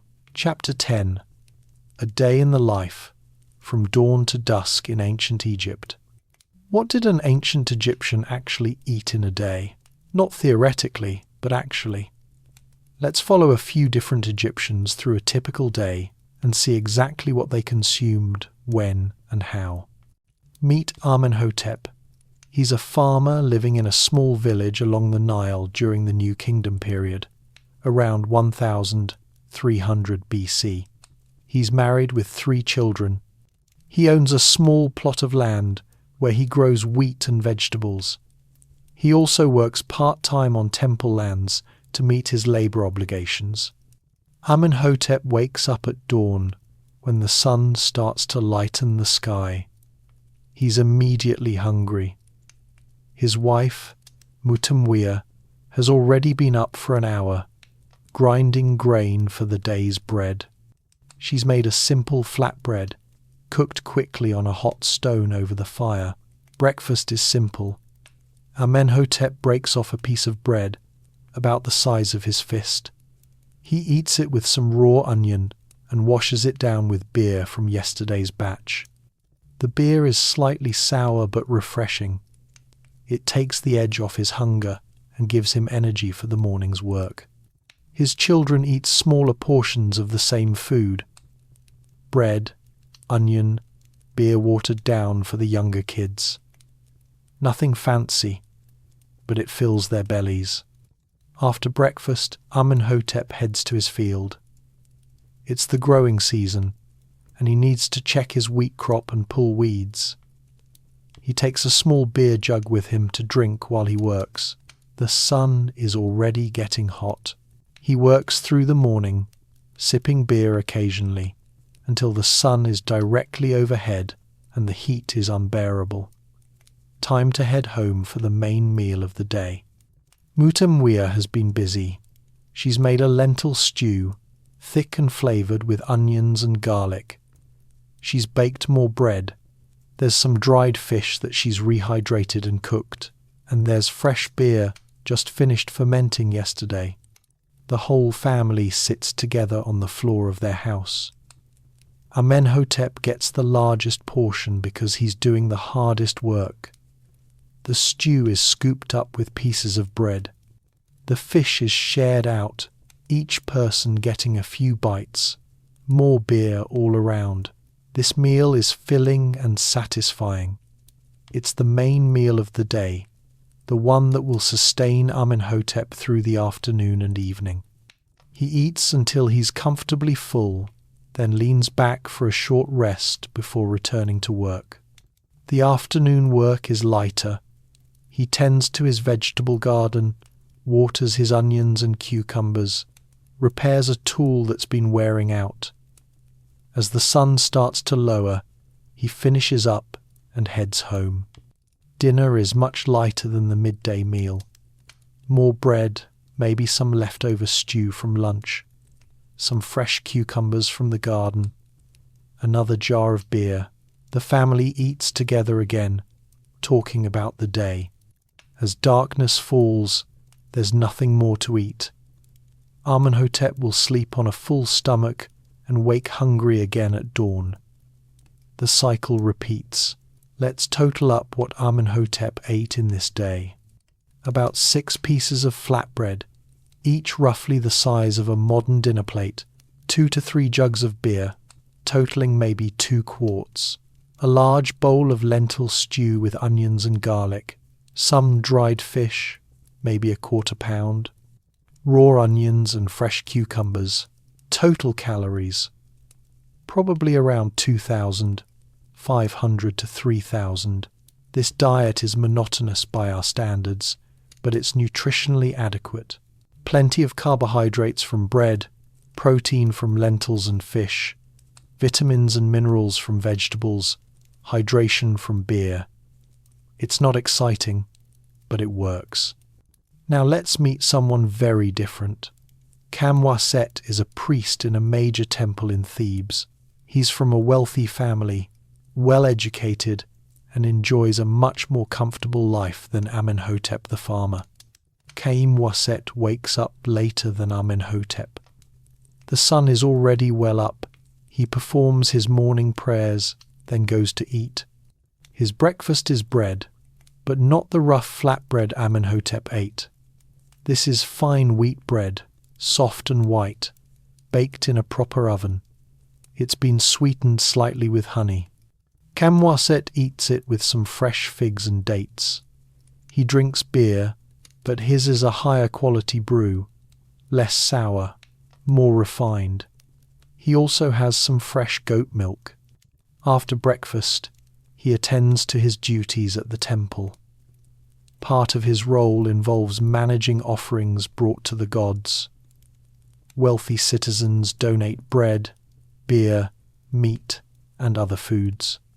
These are presented to the gods symbolically, then distributed among the priests. At midday, Kamwaset receives his share of the temple offerings. Today it includes several loaves of excellent bread, a roasted duck leg, some honey cakes, dates, and wine. Yes, wine. As a priest, he's entitled to this luxury. He eats this meal with other priests in a shaded courtyard. They recline on mats rather than sitting on the floor. Servants bring water for washing their hands before and after eating. The meal is almost a social occasion, a chance to discuss temple business and share news. Kamwaset eats well. The duck is tender and flavorful. The honey cakes are a real treat. The wine is from a good vineyard, smooth and not too acidic. He eats until he's more than full, knowing there will be more food later. In the late afternoon, he returns home to his house in the city. His wife has prepared an evening meal, more meat, this time roasted goat, vegetables cooked with oil and spices, fresh grapes, more wine, more honey cakes for dessert. Kamwaset eats again, though he's not particularly hungry after his large midday meal. But the food is there, and it's delicious, so he eats. He and his wife discuss their day. Their children, cared for by servants during the day, join them for part of the meal. As evening falls, Kamwaset is completely satisfied. He's consumed far more food than he actually needs, but that's a privilege of his status. Let's total up Kamwaset's day. 8 to 10 pieces of fine wheat bread, 2 jugs of quality beer plus wine, roasted duck leg, roasted goat meat, honey cakes and other sweets, fresh figs, dates and grapes, cooked vegetables with oil, fresh goat milk. Total calories, probably 4,000 to 5,000, maybe more. This is a completely different food experience than Amenhotep's. More variety, better quality, more quantity. This is what wealth looks like in ancient Egypt. Now let's meet one more person. Nefertiti is a young woman working in a weaving workshop in Memphis. She's not married, lives in a dormitory-style building with other workers, and earns rations for her labour. Nefertiti wakes when the workshop overseer calls everyone. It's early, but not as early as Amenhotep's dawn rising. She files into a common area where food has been laid out. Breakfast is basic rations. Each worker receives 2 flat loaves of bread and a jug of beer. There are some onions available for anyone who wants them. Nefertiti takes an onion and eats it with her bread, washing everything down with beer. The meal is quick and functional. Everyone eats standing up or sitting on benches. There's little socializing. This is fuel for work, nothing more. Nefertiti works through the morning at her loom, weaving linen cloth. It's skilled work, but repetitive and tiring.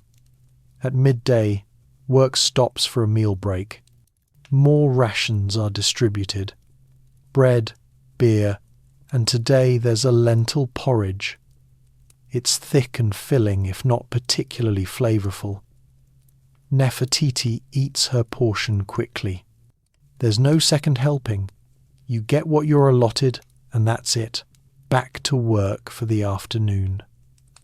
Nefertiti is hungry again by late afternoon, but she has to wait until evening. Dinner is similar to the midday meal. Bread, beer, porridge or stew. Sometimes there's dried fish. Today there is, and Nefertiti is glad, because fish is a nice change from the endless grain and lentils. After dinner, she has a little free time before sleep. She visits with the other workers, shares some gossip, mends her clothing. When darkness falls, she sleeps. Nefertiti's daily intake: 6 pieces of flat bread, 3 jugs of beer, lentil porridge, some dried fish, onions, total calories, about 2,000 to 2,500. This is adequate for sustaining life, but it's barely adequate. Nefertiti is probably hungry most of the time. Her diet lacks variety and any sort of treats or luxuries. It's purely functional. Now imagine these 3 people living in the same city at the same time. Amenhotep occasionally brings produce into the city to sell. Maybe Khem-Waset buys some of Amenhotep's onions for the temple. Maybe Nefertiti weaves some of the linen that Khem-Waset wears. They're all connected through the economy, through the food system, through the web of relationships that makes a civilization function. But their daily food experiences are completely different. Khem-Waset never feels real hunger. He can eat until he's stuffed and there's still food left over. He enjoys variety, luxury, pleasure in his food. Eating is one of life's pleasures for him. Amenhotep feels hungry sometimes, especially if the harvest has been poor or if unexpected expenses have eaten into his grain stores. But generally, he has enough. His diet is boring, but it keeps him healthy and strong enough to work. Eating is functional for him, a necessary part of life. Nefertiti is probably hungry most of the time. Her rations are calculated to be just enough to keep her working, with little margin for comfort. She dreams about having more food, better food. Eating is relief from constant hunger, but it's never fully satisfying. This is ancient Egypt in a nutshell. The same civilization, the same food culture, but vastly different experiences depending on social status. Yet all 3 of them, when they die, will hope for the same basic provisions in the afterlife: bread and beer. The foundation that unites all Egyptians, regardless of their differences in life. What's fascinating is how much we can learn from archaeological evidence and ancient texts about these daily patterns. Tomb paintings show servants bringing food to their masters. Work records show ration distributions to labourers. Medical texts prescribe certain foods for certain ailments, giving us insight into what people actually consumed. The picture that emerges is of a food culture that was both rigid and flexible. Rigid in the sense that the basic staples never changed. Bread, beer, onions, lentils. These were constants across time and social class. Flexible in the sense that within those constraints, there was room for variation, quality differences, and personal preferences. And underlying it all was the Nile, that great river that made everything possible. Without the annual flood bringing fertile silt, none of this would have existed. The entire civilization, from the lowliest worker to the mightiest pharaoh, depended on the river's gift of life-giving soil.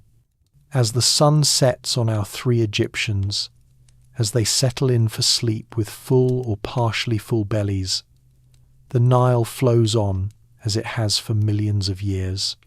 Tomorrow they'll wake up hungry again, and the cycle will continue. Grain to bread, bread to beer, work to rations, hunger to eating to hunger again. This is the rhythm of life in ancient Egypt, and it's not so different from the rhythm of life anywhere, anytime. We all wake up hungry. We all need to eat.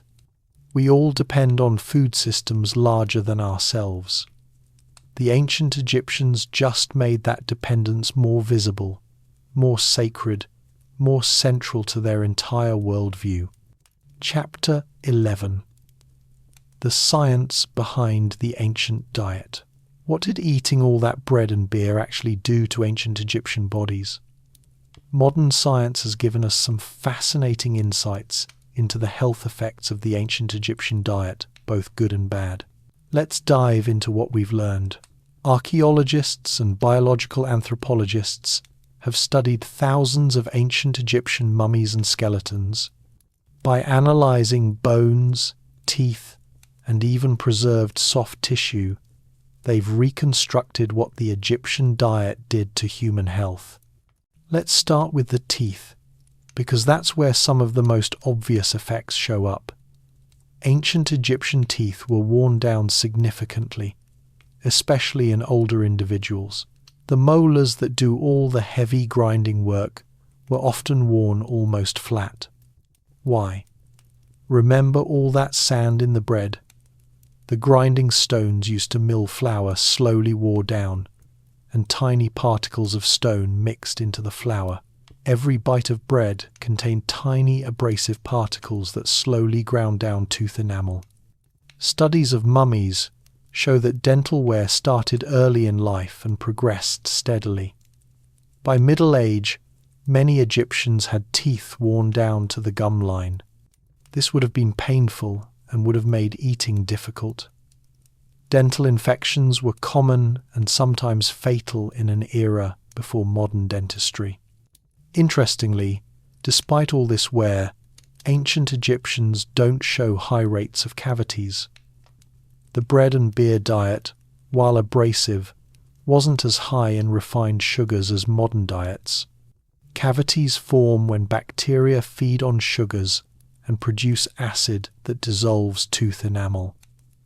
The Egyptian diet had sugars from dates and honey, but most people didn't consume these in large quantities. What about bones?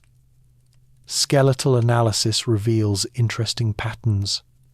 Most ancient Egyptians had strong, healthy bones with good bone density. This suggests adequate calcium intake, probably from the bread grain, contains some calcium, and from any dairy products or fish they consumed. However, bones also show evidence of hard physical labour. Many skeletons show signs of stress from repetitive motions, heavy lifting, and constant physical work. The workers who built the pyramids had robust skeletons with pronounced muscle attachment sites, indicating powerful muscles developed through years of heavy labour. Shorter stature compared to modern humans is common in ancient Egyptian remains, but this was true of most ancient populations. Limited nutrition during childhood, periodic food shortages, and disease all contributed to shorter average heights. Well-fed individuals from wealthy families tended to be taller, showing that nutrition directly affected growth. Now let's talk about the nutritional content of the ancient Egyptian diet and what modern science tells us about it. The bread and beer foundation was actually pretty smart from a nutritional standpoint. Whole grain bread, made from emmer, wheat or barley, is rich in fiber, B, vitamins, minerals like iron and magnesium, and complex carbohydrates. It provides steady energy and keeps the digestive system healthy. Beer, especially thick Egyptian beer made with minimal filtering, retained many nutrients from the grain. The fermentation process actually created additional B vitamins and made minerals more bioavailable. Modern recreations of Egyptian beer have shown it to be surprisingly nutritious. The combination of bread and beer provided most of the carbohydrates and a significant portion of the protein needed for survival. Add in the onions, garlic, and leeks that were standard parts of the diet, and you get vitamin C, vitamin A, and additional minerals. Lentils and other legumes contributed protein, iron, and fiber. Fish provided omega-3 fatty acids and high-quality protein. For those who had access to these foods regularly, the diet could actually be quite balanced. The biggest nutritional weakness of the common Egyptian diet was probably the lack of variety. Eating the same foods day after day meant that certain micronutrients might be deficient. Vitamin D could be low, though the abundant Egyptian sunshine probably helped the body produce enough. Vitamin B12, found mainly in animal products, might be deficient in people who rarely ate meat or fish. Iron deficiency anemia appears in some ancient Egyptian remains, particularly in women. This isn't surprising given that menstruating women need more iron, and plant-based iron sources aren't as easily absorbed as iron from meat. However, the overall picture that emerges from scientific study is that the ancient Egyptian diet, while simple, was adequate for maintaining health in most people. It wasn't optimal by modern standards, but it worked. The diet's high fiber content probably meant that digestive issues like constipation were rare. The fermented foods like beer contributed beneficial bacteria to the gut microbiome, promoting digestive health. The regular consumption of onions and garlic, which have antimicrobial properties, may have helped prevent certain infections. On the negative side, the diet could be quite high in carbohydrates and relatively low in fat and protein for people who didn't have access to meat, fish, or dairy products. This could lead to energy crashes and constant hunger, which texts and records suggest was a real issue for workers. The wealthy Egyptian diet, with its higher meat content, more fat, and more variety, would have been more balanced, but also came with its own health issues. Studies of mummies from wealthy individuals show evidence of diseases related to overconsumption. Atherosclerosis, the hardening of arteries, has been found in several high-status mummies. This suggests that some wealthy Egyptians were eating enough fatty meat to develop what we now consider diseases of affluence. They were literally eating themselves to death with rich foods. Obesity appears to have been rare in ancient Egypt, probably because even wealthy people were more physically active than modern sedentary populations. But some mummies do show signs of being overweight, particularly in later periods. Parasitic infections were common across all social classes. Living close to the Nile meant exposure to waterborne parasites. Fish consumption could introduce parasites if the fish wasn't properly cooked. Archaeological evidence shows that schistosomiasis, a parasitic disease transmitted through water, was endemic in ancient Egypt. These parasites would have affected overall health causing fatigue, abdominal pain, and in severe cases, damage to internal organs. Even a good diet couldn't protect against parasites without modern sanitation and medicine. Lead poisoning appears in some remains, particularly from later periods. Lead was used in makeup, in pottery glazes, and possibly contaminated some food storage vessels. Chronic low-level lead exposure could cause a variety of health problems. Modern nutritionists who have studied the ancient Egyptian diet generally give it mixed reviews. The foundation of whole grains and vegetables is good. The inclusion of fermented foods is good. The use of aromatic vegetables like onions and garlic is good. The problems are the lack of variety for common people, the potential for nutrient deficiencies, the abrasive bread destroying teeth, and the class-based differences in food access that left some people chronically underfed. If you wanted to eat like an ancient Egyptian today, you'd probably want to modify the diet somewhat. Use modern flour without sand in it to protect your teeth. Include more variety in vegetables and fruits. Ensure adequate protein from a mix of plant and animal sources. But the basic pattern of whole grains, beer in moderation, and plenty of vegetables, that's actually not bad at all. Some modern breweries have actually recreated Egyptian-style beer, and some bakeries make ancient grain breads using emmer wheat. People who try these foods report that they're surprisingly tasty and filling. The beer is an acquired taste, thick and sour, but refreshing. The bread is dense and chewy but satisfying. One fascinating aspect of modern research is the study of ancient Egyptian gut bacteria. Some mummies preserved well enough that scientists could extract and analyze the bacteria in their intestines. These studies have shown that ancient Egyptians had different gut microbiomes than modern people, likely due to their different diet and environment. The ancient Egyptian gut bacteria included strains that were particularly good at breaking down the complex carbohydrates in whole grains. These bacteria helped extract maximum nutrition from the bread-heavy diet. Modern people, eating more processed foods, often have different bacteria that are better adapted to our current diets. This research suggests that the ancient Egyptians' digestive systems were literally adapted to their diet through the bacteria they hosted.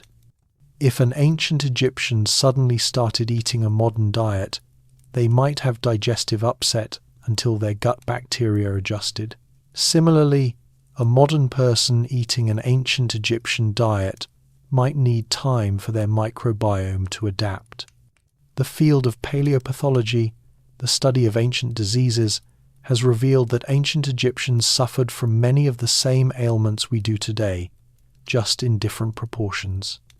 They had arthritis, heart disease, cancer, and infectious diseases.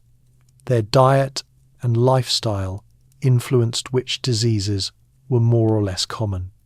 What they didn't have to worry about were many of the diseases associated with ultra-processed foods, excessive refined sugar, and sedentary lifestyles.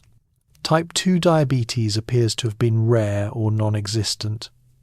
Obesity-related health issues were uncommon. The diseases of modern affluence weren't major problems.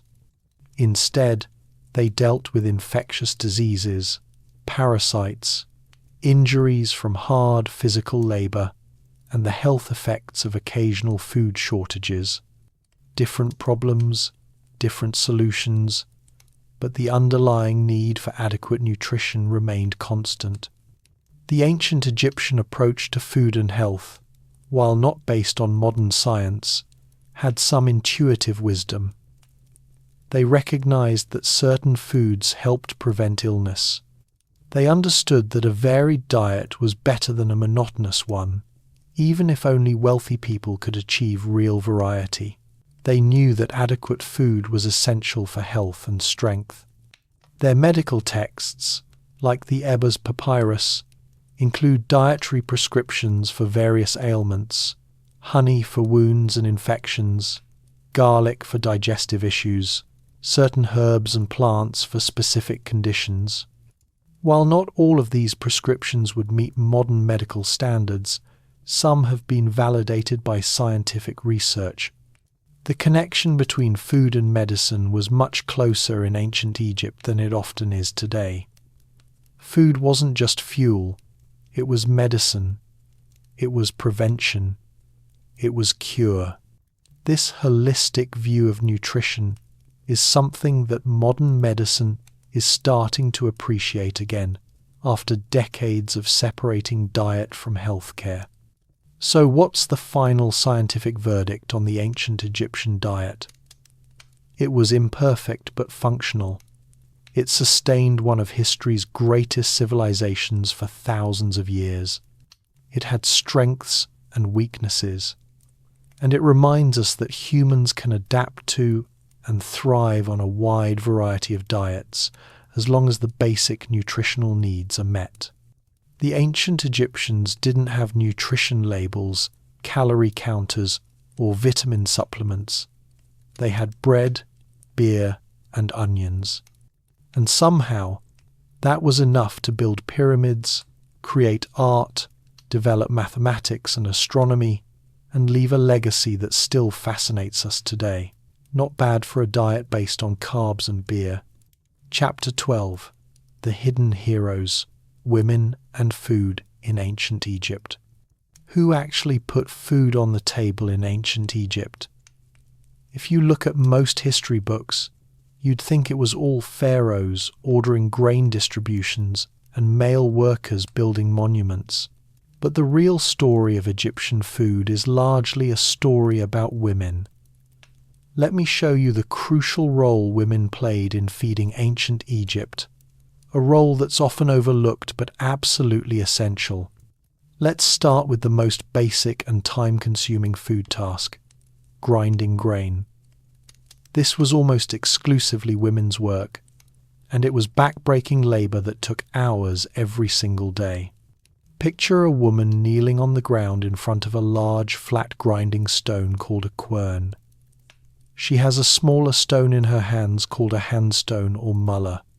She pours grain onto the quern and then pushes the handstone back and forth, crushing the grain between the two stones. This motion, repeated thousands of times, gradually reduces whole grains to flour. It's hard on the knees, hard on the back, hard on the arms and shoulders. Studies of female skeletons from ancient Egypt show distinctive patterns of bone and joint stress that indicate years of grinding grain. Some estimates suggest that it took 2 to 3 hours of grinding to produce enough flour for a family's daily bread. Every single day, rain or shine, flood or drought, someone had to grind that grain, and that someone was almost always a woman. Wealth changed this equation. Rich families had servants to do the grinding. Very wealthy families might have multiple servants working in shifts. But for the vast majority of Egyptian families, it was the woman of the house kneeling at that grinding stone every morning. Once the flour was ground, the next step was making bread. Again, primarily women's work. Mixing the dough, kneading it, shaping it, and baking it, all of this fell to women in household contexts. Tomb paintings and models show us women making bread. They're depicted mixing dough in large bowls, shaping loaves with their hands, tending ovens, and removing finished bread. These images weren't just artistic decoration. They were meant to ensure that bread making continued in the afterlife, which tells us how essential it was considered. Beer brewing at the household level was also women's work. Remember that brewing was closely connected to bread making. The same women who made bread often made beer. They would prepare the grain, make the beer bread, manage the fermentation, and strain the finished product. In some tomb inscriptions, women are identified by titles that indicate their role in food production. Mistress of the house didn't just mean the lady who lived there. It meant the woman who managed all household affairs, including food production, storage, and distribution. Wealthy women supervised servants who did the actual grinding, baking, and brewing. But they were responsible for making sure it all happened correctly. They had to know how much grain to allocate, how much bread to produce, how much beer to brew. They managed the household economy in very practical terms. Some women worked in food production professionally.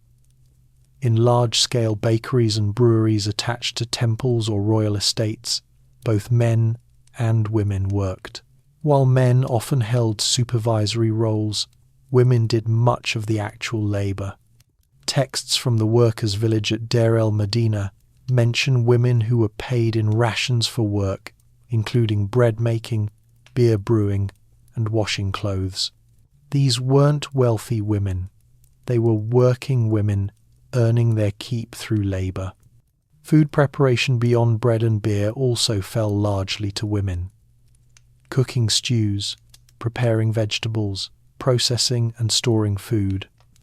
All of this was women's domain in most households. The kitchen tools archaeologists have found, grinding stones, cooking pots, storage jars, stirring implements, were all primarily used by women. In a very real sense, these tools are artifacts of women's labor, women's skill, and women's essential contribution to Egyptian civilization. But women's relationship with food went beyond just production. Women also managed food storage, a critical responsibility in a society that depended on storing grain from one harvest to the next. A household's grain supply was life itself. Run out of grain before the next harvest, and your family could starve. Let grain get wet and mouldy, and it becomes inedible. Let rodents get into your grain storage and you lose precious food. Women were responsible for preventing all of these disasters. They made sure grain was properly dried before storage. They checked stored grain regularly for signs of moisture or pests. They measured out grain carefully to make it last. This required planning, attention to detail, and a good understanding of quantities and time. The biblical story of the wise woman who stores up food for her household reflects this reality of women's role in food management. While that particular story isn't Egyptian, the underlying concept of women as food managers was common throughout the ancient Near East. Some women achieved significant status through their roles in food production. In temple contexts, certain priestesses held titles related to food offerings. They were responsible for preparing the elaborate meals presented to gods. This was sacred work, connecting them directly to the divine. Other women supervised large food production operations. At major temples with hundreds of workers, someone had to organize bakery operations, brewing operations, and offering preparations. Some of these supervisors were women, wielding real administrative power. We know this from administrative texts that list workers and their supervisors. Female names appear as overseers, not just as workers. These women had authority over both male and female workers under their supervision. Of course, we have to acknowledge that much of women's food work was unpaid and often unacknowledged. A farmer's wife who ground grain, baked bread, brewed beer, cooked meals, and managed food storage was performing skilled labor that was absolutely essential to her family's survival. But she wasn't receiving wages. Her labor was taken for granted as part of her wifely duties. This pattern is familiar from many historical periods and cultures. Women's domestic labor, no matter how essential, is often invisible in economic and historical records. The ancient Egyptian woman at her grinding stone probably didn't think of herself as performing economically valuable work. She was just doing what needed to be done. But let's be clear. Without women's labour, the ancient Egyptian food system would have collapsed. Every loaf of bread started with a woman grinding grain. Every jar of beer started with a woman's hands mixing and fermenting. Every meal started with a woman's labour. The monuments might have been built by men, but they were fed by women.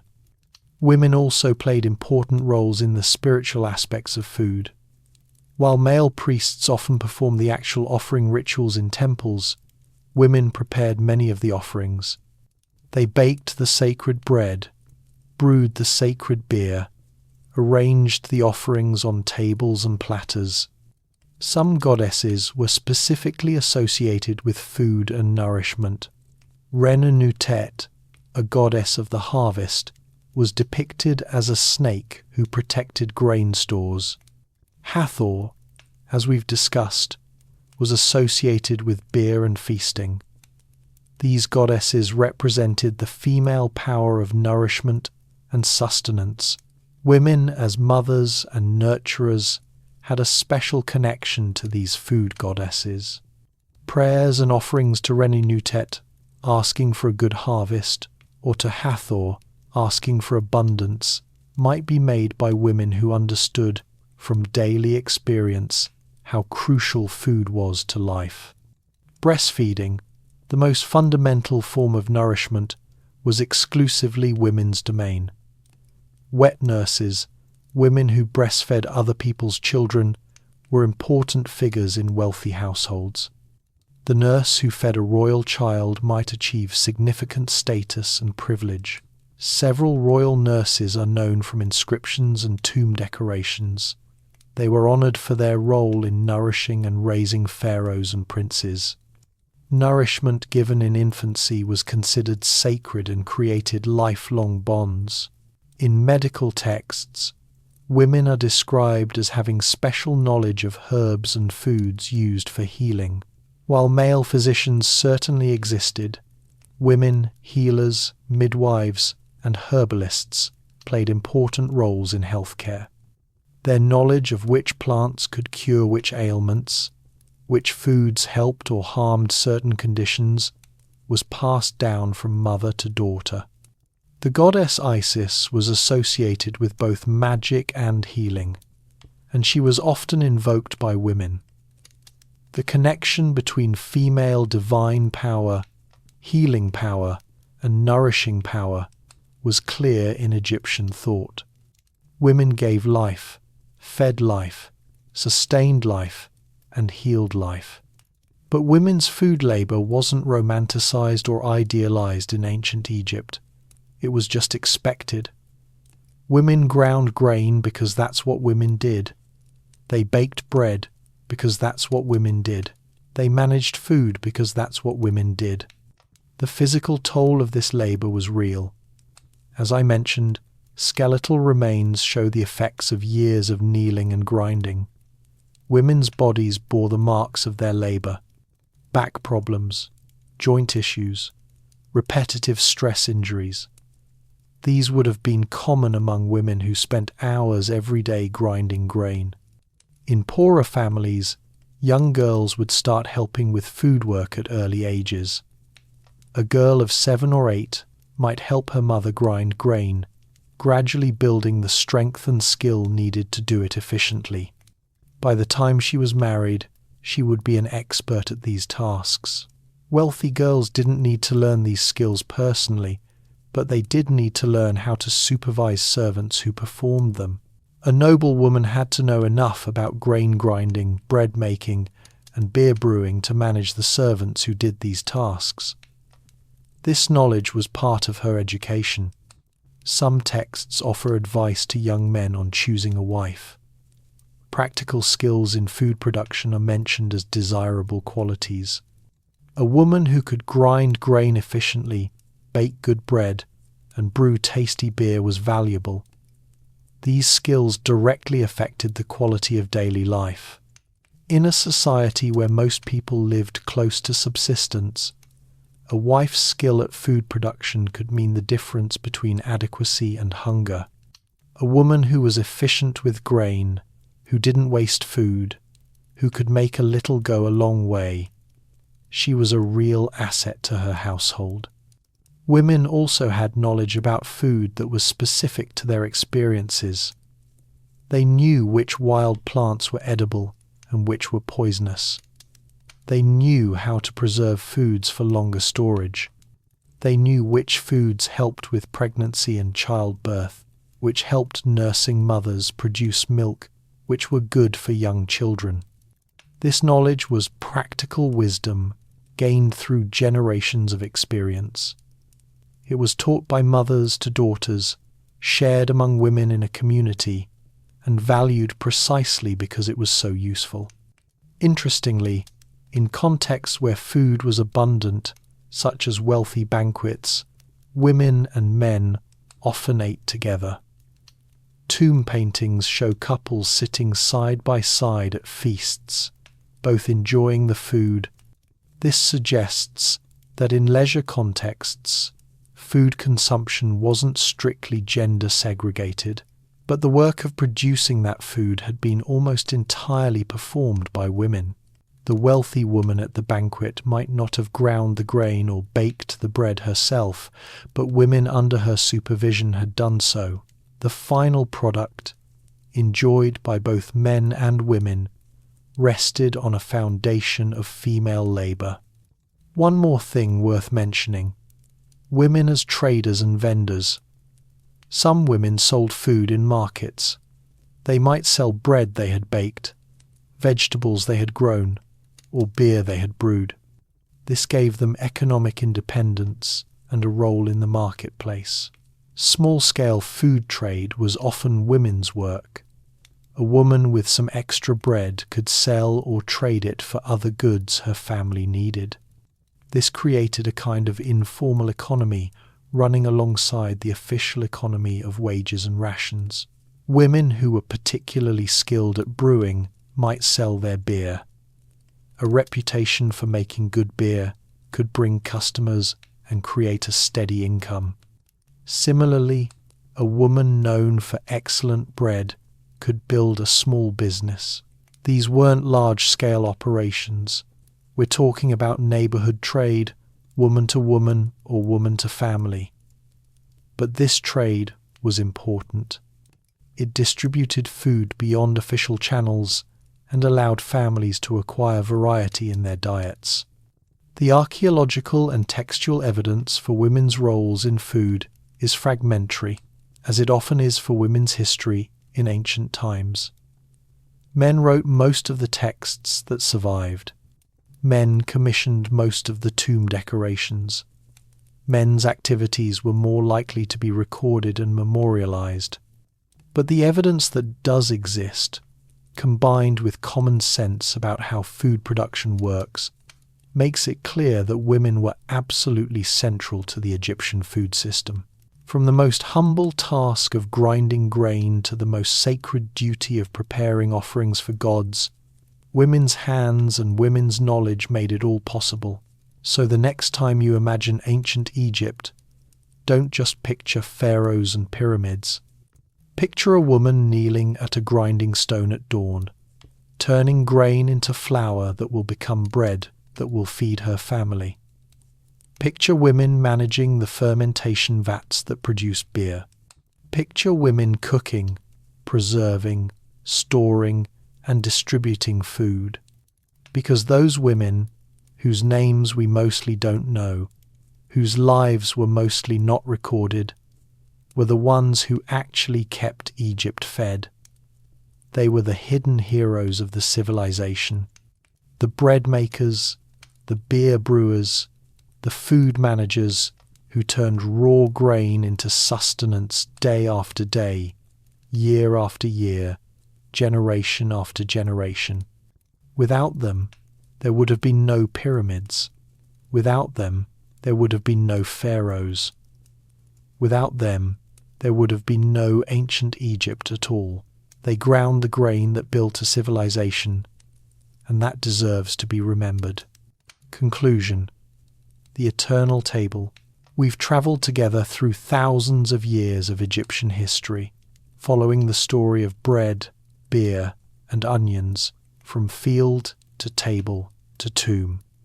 We've met farmers and pharaohs, workers and priests, brewers and bakers. We've seen how food shaped religion, economy, society, and daily life. Now, as we come to the end of our journey, let's take a moment to reflect on what it all means. The ancient Egyptians understood something that we sometimes forget in our modern world. Food is sacred, not just in a religious sense, though it was certainly that, but sacred in the deeper meaning of the word, something that demands respect, care, and reverence because it sustains life itself. Every loaf of bread was a small miracle, grain planted in the soil, watered by the Nile, grown under the Egyptian sun, harvested by human hands, ground into flour, mixed with water, shaped and baked. Dozens of steps, each requiring skill and labour, all coming together to create a simple loaf that would keep someone alive for another day. When you understand all the work that goes into bread, you don't waste it. You don't take it for granted. You treat it with respect. The same is true for beer. The brewing process required knowledge, patience, and careful attention. Good beer was a craft product, created by skilled hands using techniques passed down through generations. It wasn't just a drink, it was culture in liquid form. And those humble onions? They represented the triumph of agriculture over desert, the ability of humans to coax food from the earth through careful cultivation. Every onion in a worker's ration was a victory over hunger. What can we learn from all of this? What does ancient Egyptian food culture teach us that remains relevant today? First, sustainability matters. The Egyptian agricultural system lasted for 3,000 years because it worked with natural cycles rather than against them. They didn't try to conquer nature. They partnered with the Nile, adapting their lives to its rhythms. That's a model worth considering as we face modern environmental challenges. Second, simple can be sufficient. You don't need dozens of ingredients and complex recipes to create nourishing food. Bread, beer, and vegetables sustained one of history's great civilizations. Sometimes the basics, done well, are all you need. Third, food creates community. The shared experience of eating the same foods, participating in the same food production systems, and honouring the same food traditions bound Egyptians together across social classes. Even when access to food varied greatly, the cultural foundation remained shared. That's powerful. Fourth, labour deserves recognition. The countless hours of grinding, baking, brewing, cooking, and preserving that kept Egypt fed were performed largely by people whose names we don't know. But their labour was essential. Recognizing and valuing the work that produces food is important in any era. Fifth, the spiritual and material are connected. The Egyptians didn't separate practical food production from spiritual food offerings. Bread was both wages and sacrifice. Beer was both hydration and holy drink. Food was both fuel and blessing. This integrated worldview reminds us that our relationship with food involves more than just calories and nutrients. But perhaps the most important lesson is this: food connects us across time. When you eat bread today, you're participating in a tradition that stretches back to ancient Egypt and beyond. When you enjoy beer, you're drinking a beverage that humans have made for thousands of years. When you eat an onion, you're consuming a vegetable that ancient Egyptians also ate and valued. We're connected to those ancient people through our shared human need for food and our shared solutions to that need. We still grind grain and bake bread, though our methods have changed. We still brew beer, though the techniques have evolved. We still grow vegetables, though our varieties are different. The fundamental pattern remains: humans transforming raw materials from the earth into edible food that sustains life. That's what the ancient Egyptians did, and it's what we still do. The tools have changed, the scale has changed, the knowledge base has changed, but the essential act remains the same. And when we die, we still want to be remembered, with shared meals, with food offerings, though we might call them funeral receptions now, with the gathering of community around the table. The Egyptian practice of providing food for the dead might seem strange to us, but the impulse to connect food with death and remembrance, that's universal. So as you go about your day, maybe take a moment to think about your food differently. Where did it come from? Who grew it? Who processed it? Who prepared it? What work went into getting it to your plate? What traditions and knowledge are embedded in the foods you eat? And maybe, just maybe, take a moment to feel grateful. Grateful for the abundance many of us enjoy. Grateful for the hands that produce the food. Grateful for the long chain of human knowledge and labour that makes eating possible. The ancient Egyptians would have understood that gratitude. They expressed it in their offerings to the gods, in their provision for the dead, in their careful stewardship of grain, in their respect for the Nile that made everything possible. We've covered a lot of ground in this journey through ancient Egyptian food culture. We've explored bread making and beer brewing. We've examined the diet of workers and pharaohs. We've discussed the role of food in religion and the afterlife. We've looked at the science behind ancient diets and the crucial but often hidden role of women in food production. Through it all, 3 simple foods have been our guides: bread, beer, and onions. The holy trinity of ancient Egyptian cuisine, the foundation on which a civilization was built. These foods weren't fancy, they weren't exotic, but they were enough to feed millions of people, enough to build pyramids that still stand today, enough to sustain a culture that lasted longer than any modern nation has yet existed, enough to create art, mathematics, medicine, literature, and architecture that still influences the world, all from bread, beer, and onions. All from the simple act of transforming grain and vegetables into food that sustained life. That's the real magic of ancient Egypt. Not the magic of curses and mummies that Hollywood loves, but the everyday magic of turning seeds into bread, grain into beer, and simple ingredients into a civilization. As you close this book or finish listening to this story, I want you to remember one thing: you're part of this same tradition.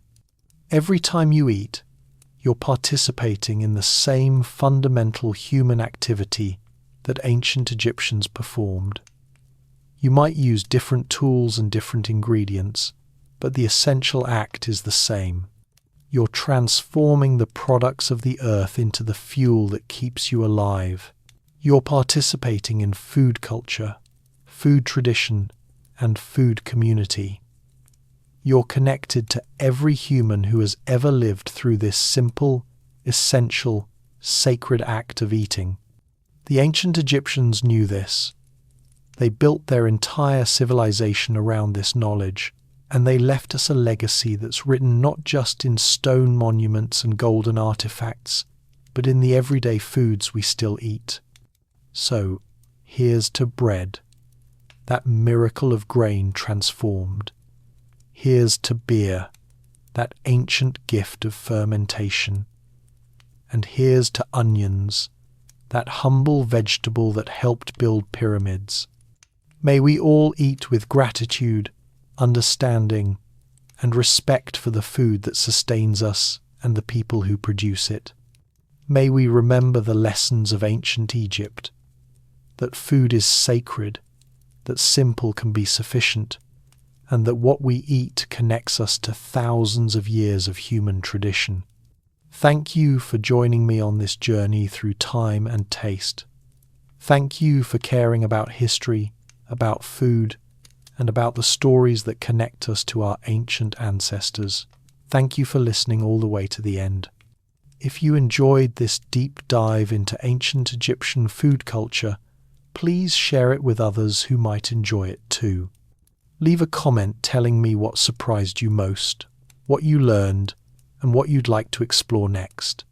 And definitely tell me, where in the world are you right now, and what time is it there? I love seeing the global community that comes together around stories like this. Until next time, stay curious, keep learning, and remember, every meal is a story, every bite connects you to history, and every time you eat bread, you're participating in a tradition that the ancient Egyptians would recognize and approve of. They'd probably invite you to sit down, share some bread and beer and onions, and tell stories about the old days along the Nile.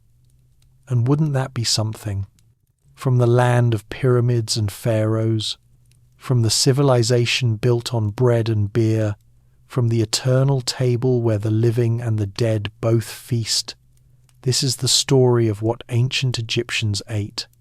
May it nourish your mind the way bread and beer nourished their bodies.